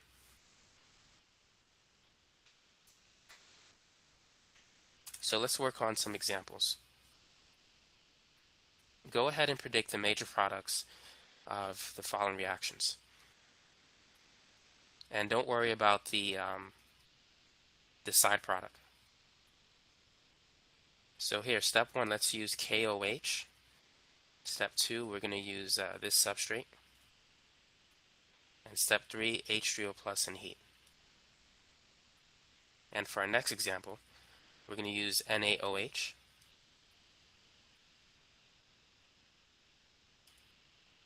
We're going to use 1-bromohexane and then hydrazine. So all you need to do, replace the bromine atom with an NH2 group. So your answer is going to look like this. And for the next example, we're going to have 6 carbons and then an NH2. So hexanamine, or 1-aminohexane. So that's how you can quickly get the answer for that reaction. By the way, the video that you're currently watching is a 1-hour trailer version of a longer 3.5-hour video. I'm going to post the link right here so you can see it. Now, that video, it's going to show you how to convert an acid chloride into an amide and how to reduce that amide into an amine. I'm also going to talk about how to convert ketones into amines via reductive amination. In addition, I'm going to go over the Hoffman and the Curtius rearrangement, as well as the mechanism associated with those reactions. I'm also going to talk about nitrosoamines, how to form them, the diazotization of aniline into an arine diazonium salt, and also the associated Sandmeyer reactions that go with that reaction. I'm also going to go into heterocycles, aromatic heterocycles like pyrrole and pyridine, the electrophilic and nucleophilic aromatic substitution reactions at the different carbon atoms of those heterocycles. So, if you want to check out that video, feel free. Towards the end of that video, I'm going to have a series of practice problems that you can work on. Pretty much, I'm going to give you the reactant, the reagent. You got to find out what the major product is. And then after that, I'm going to give you some synthesis problems. I'm going to ask you, how do you convert an alkane into an amine? How do you convert a ketone into an amine? How do you extend the carbon chain of an amine? So questions like that you'll see, and it's going to help you to get a better understanding of this particular chapter. So feel free to check it out and let me know if you have any questions. If you do, feel free to post it in the comment section below. So let's talk about the Hoffman elimination reaction. Let's say if we have a nitrogen with 3 methyl groups. So the nitrogen has a positive formal charge. And let's say we have hydroxide. The hydroxide is ionically bonded to that compound. Now for this to work, we need to add heat. But what's going to happen if we add heat to this mixture? Well, this reaction is going to generate an alkene, but the double bond can go in two locations. It can go to the right of the carbon-nitrogen bond, or it can go to the left. Which one do you think is the major product? It turns out that we're going to get the less stable alkene. This is the Hoffman product, and this is going to be the major product. The yield is going to be over 90%. Less than 10% will be the Zaitsev product. So you can still get the minor product, but it's not going to be much. So the hydroxide ion, after the solution is heated, is going to grab a hydrogen that's anti with respect to the nitrogen atom. So this is an anti-elimination reaction, an E2 reaction. And when the carbon-hydrogen bond breaks, it's going to form a double bond and expel the nitrogen group. And so that's how we're going to get 1-pentene. But here's a question for you. We know we get the Hoffman product as a major product, but why? Why does that happen?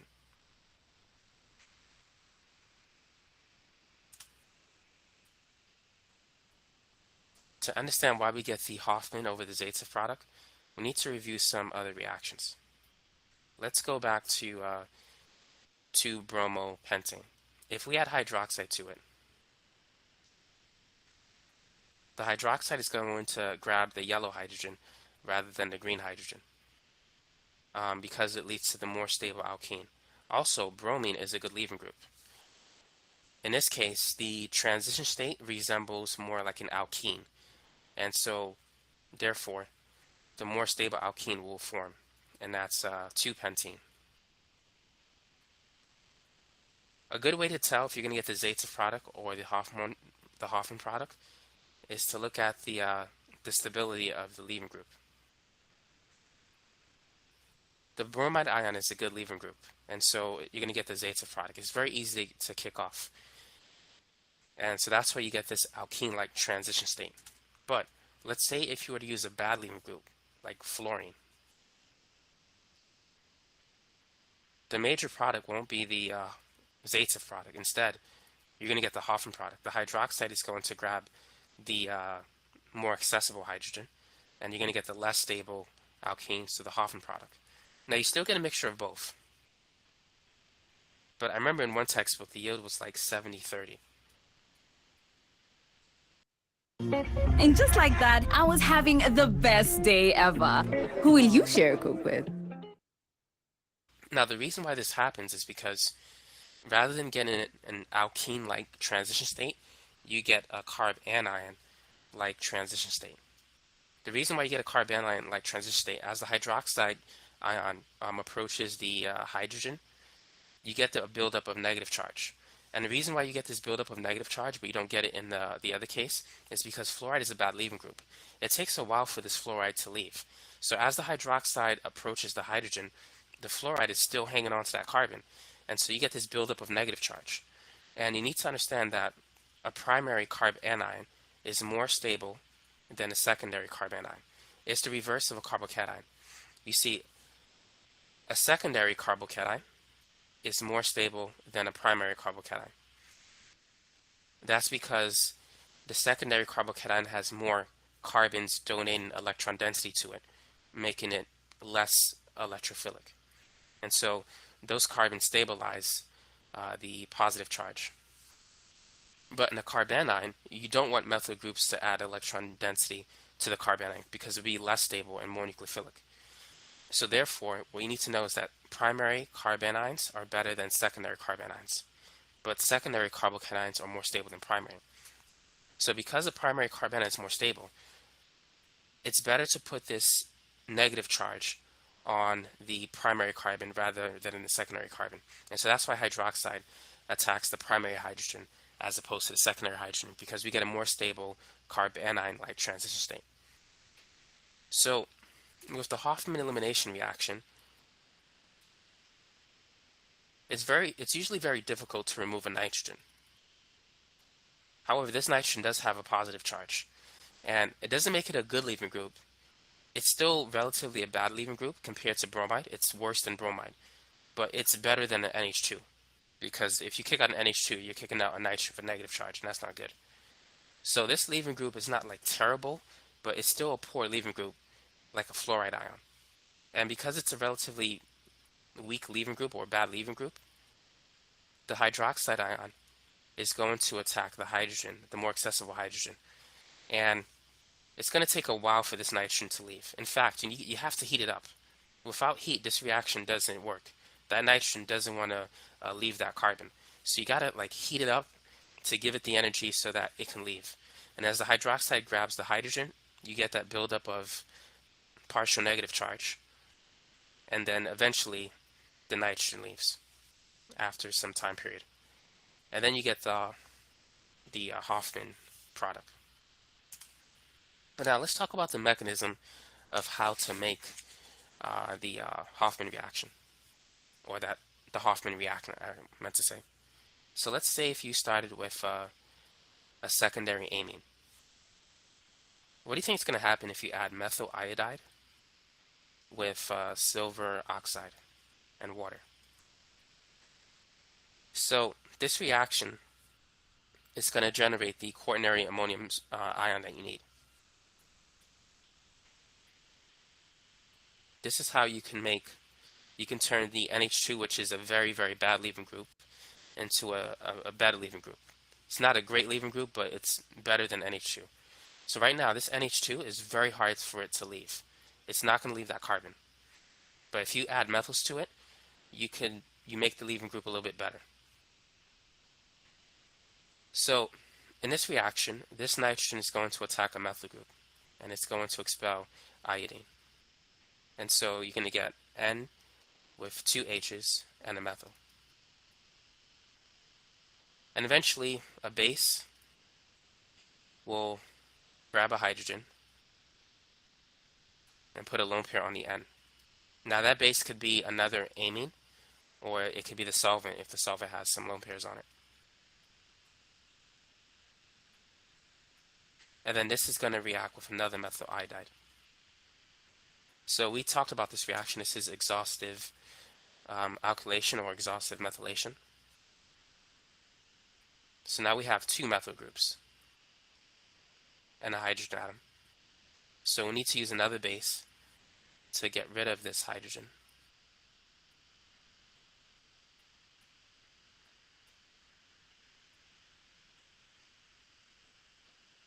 And then we're going to add another methyl iodide.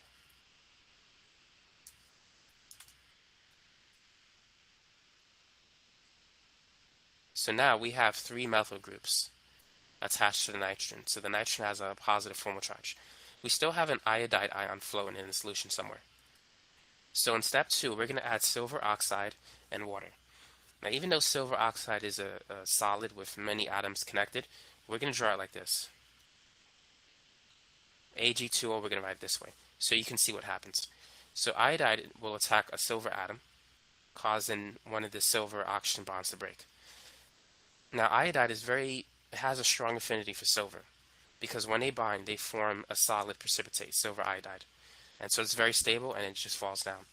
Now, here we have silver oxide, and the oxygen has a negative charge.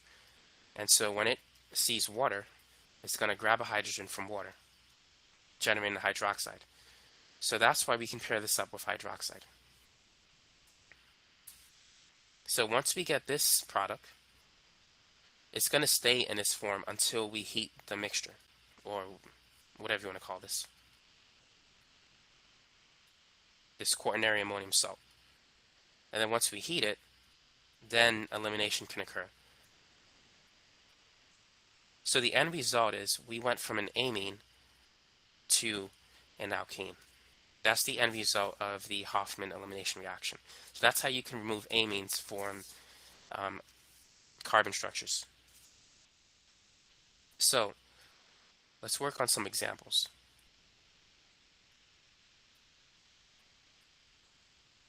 Predict the products for the following reactions.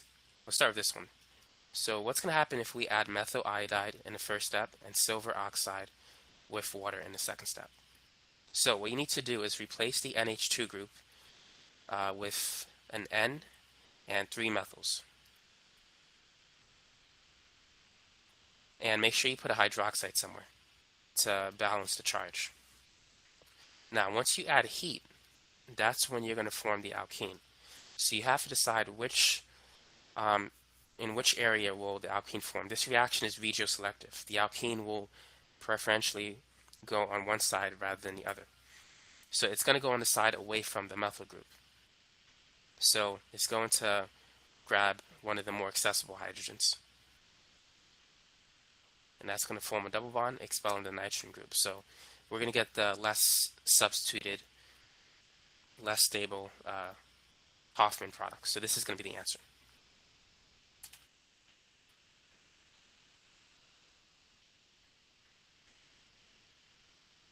So a quick way to decide which side is going to have the double bond. Look at the adjacent carbons. This carbon is tertiary, this carbon is secondary. So you want to put the double bond close to the secondary carbon after you get rid of the NH2. So that's a quick way to tell where it's going to go.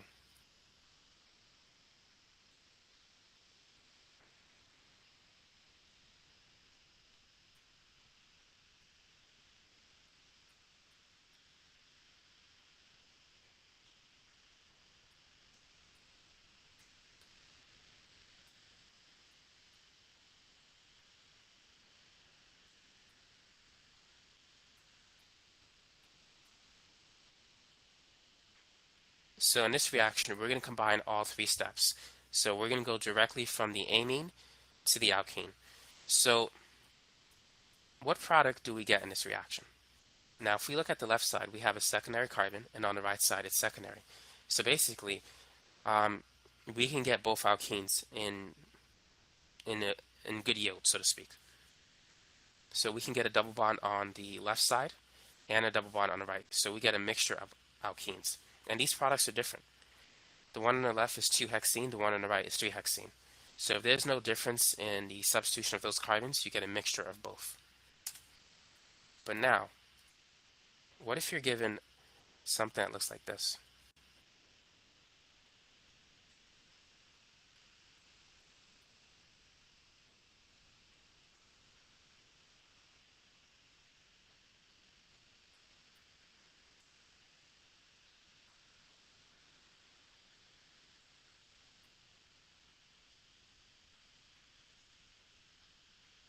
Where's the alkene going to form now?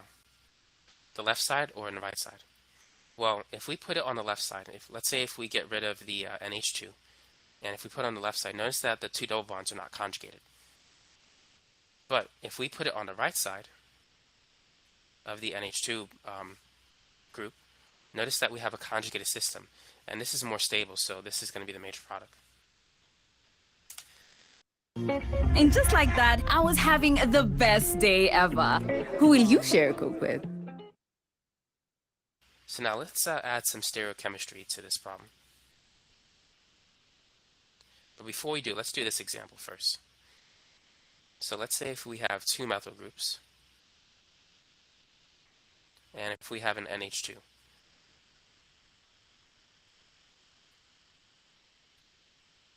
What's going to be the major product of this reaction? Now, because we have both tertiary carbons, it doesn't matter which side we put the double bond. That molecule is symmetrical, so we can put it anywhere. And we would just get the answer like that. But let's say if stereochemistry was added to this ring. Let's say if this methyl was placed in the front, and this methyl was placed in the back, and we're going to put the NH2 group in the front. Now, do we just get any product, or do we get one product over the other? Which stereoisomer do we get?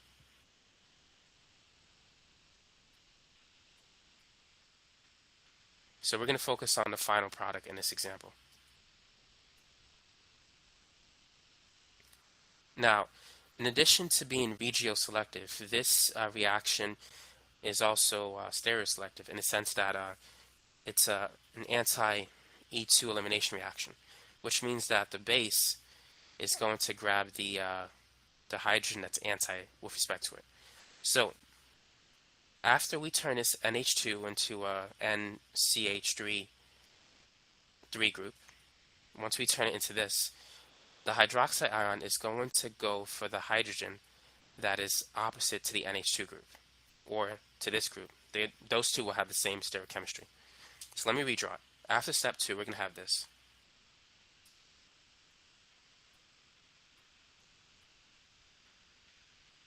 So at the nitrogen, we're going to have retention of stereochemistry. It's not going to change. So here we have a hydrogen in the back because the methyl's in the front, and here the hydrogen's in the front. But let me change the color of that hydrogen. So now the hydroxide is going to pick off one of these hydrogens.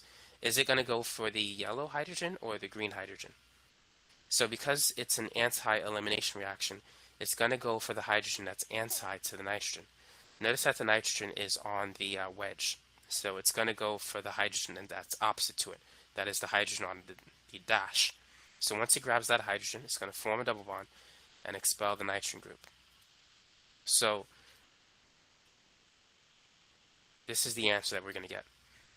Now, when you have a ring and a double bond, the chiral center is gone, so we're not going to put the CH3 in the front anymore because there's only 3 groups on this carbon, so this carbon is no longer chiral. But the other carbon is chiral, so the CH3 is still in the back. So as you can see, we get this product versus this one.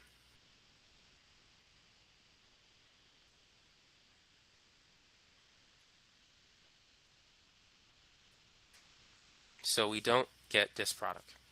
Rather, we get this one. So just remember, this reaction is an anti-elimination reaction. So let's say if we have a tertiary amine,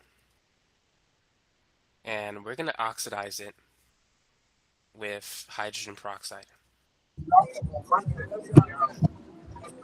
So we're about to go over the Cope elimination reaction. So this amine is going to attack one of the oxygens, expelling hydroxide.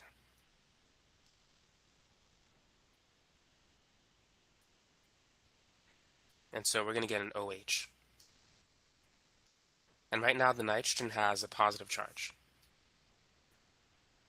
So hydroxide is going to remove this hydrogen. So what we now have is known as a tertiary amine oxide.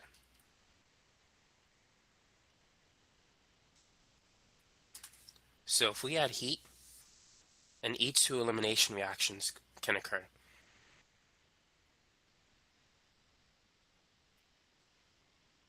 So here's the 2 methyl groups. Now, like the Hoffman elimination, we're going to get the Hoffman product and not the Zaitsev product. So the oxygen is going to grab and the hydrogen that's more accessible. That leads to the less stable alkene product. So we get the Hoffman regiochemistry. But notice that we have an intramolecular E2 reaction.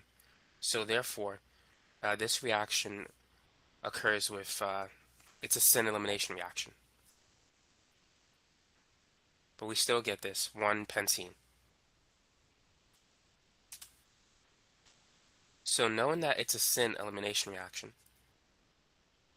let's say if you have this compound, let's put the methyls on a dash and on a wedge. And let's say the nitrogen is in the front.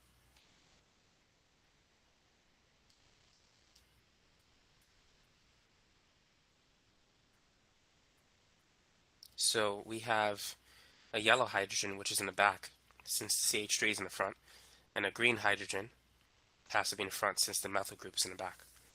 So the oxygen, will it go for the green hydrogen or the yellow hydrogen? Now, because this reaction is a syn elimination reaction, since it's an E2 intramolecular reaction, it's going to go for the hydrogen that's on the same side as on the nitrogen. So it's going to go for the green hydrogen. And once it grabs the green hydrogen, it's going to form a double bond and expel the nitrogen group. So this is going to be our product. Since this carbon is no longer chiral, we don't have to put the methyl group on the wedge. On the dash. So we get this product.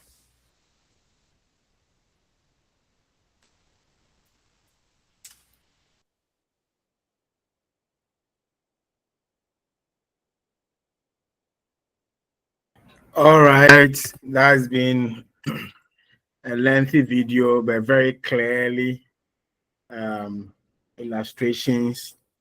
So if you want this video in particular, it summarizes everything on the amines, from the classification to the physical properties to the nomenclature to the synthesis and then to the reactions.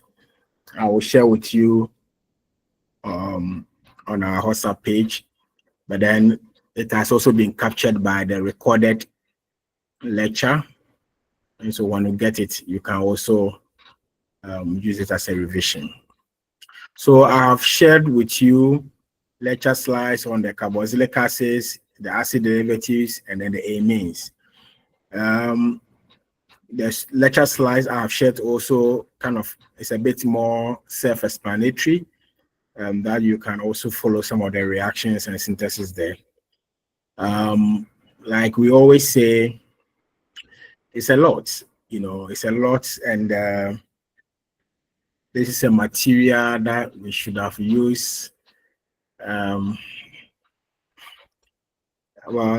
8 or so meeting weeks, but we have to compress everything within these 4 weeks. So I understand sometimes there is not enough time for further and detailed explanation, but then I will do my best and then give you some guided, materials, just so you can make the best out of it for your quizzes and then your end of semester exams. So Sunyane rep, Kaswa rep, Takrade. Hello, sir. Only Takrade rep, Sahuri also rep, and then I think that's all. Please, let's keep in touch. I've already shared the lecture slides with Kaswa and then Sunyane, who, and then Sahuri also, and then Holy Chart, Takrade.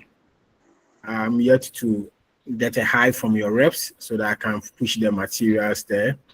And then later today or over the weekend, now that I'm done with my online lectures, I would do well to push. In fact, as I speak to you, and I have 2 different tutorial questions which I'm going to share with you now, and then there will be a third one. And so you try and then please limit yourself and then go through those questions using the materials given to you. And I think that will help your preparation. So we will end our lectures for today. And please, if there are any challenges, I'm still on your page, or you still have my contact, reach out to me, and then I'll do my best to be giving some other attention beyond the normal official hours that we have engaged. Thank you very much for coming, and then I wish you all the best. Amen. Thank you, sir. Thank you, Doc. Thank you, Doc. Thank you very much, Doctor. God bless you. Thank you, Dr. Kuku. Doc, thank you so much.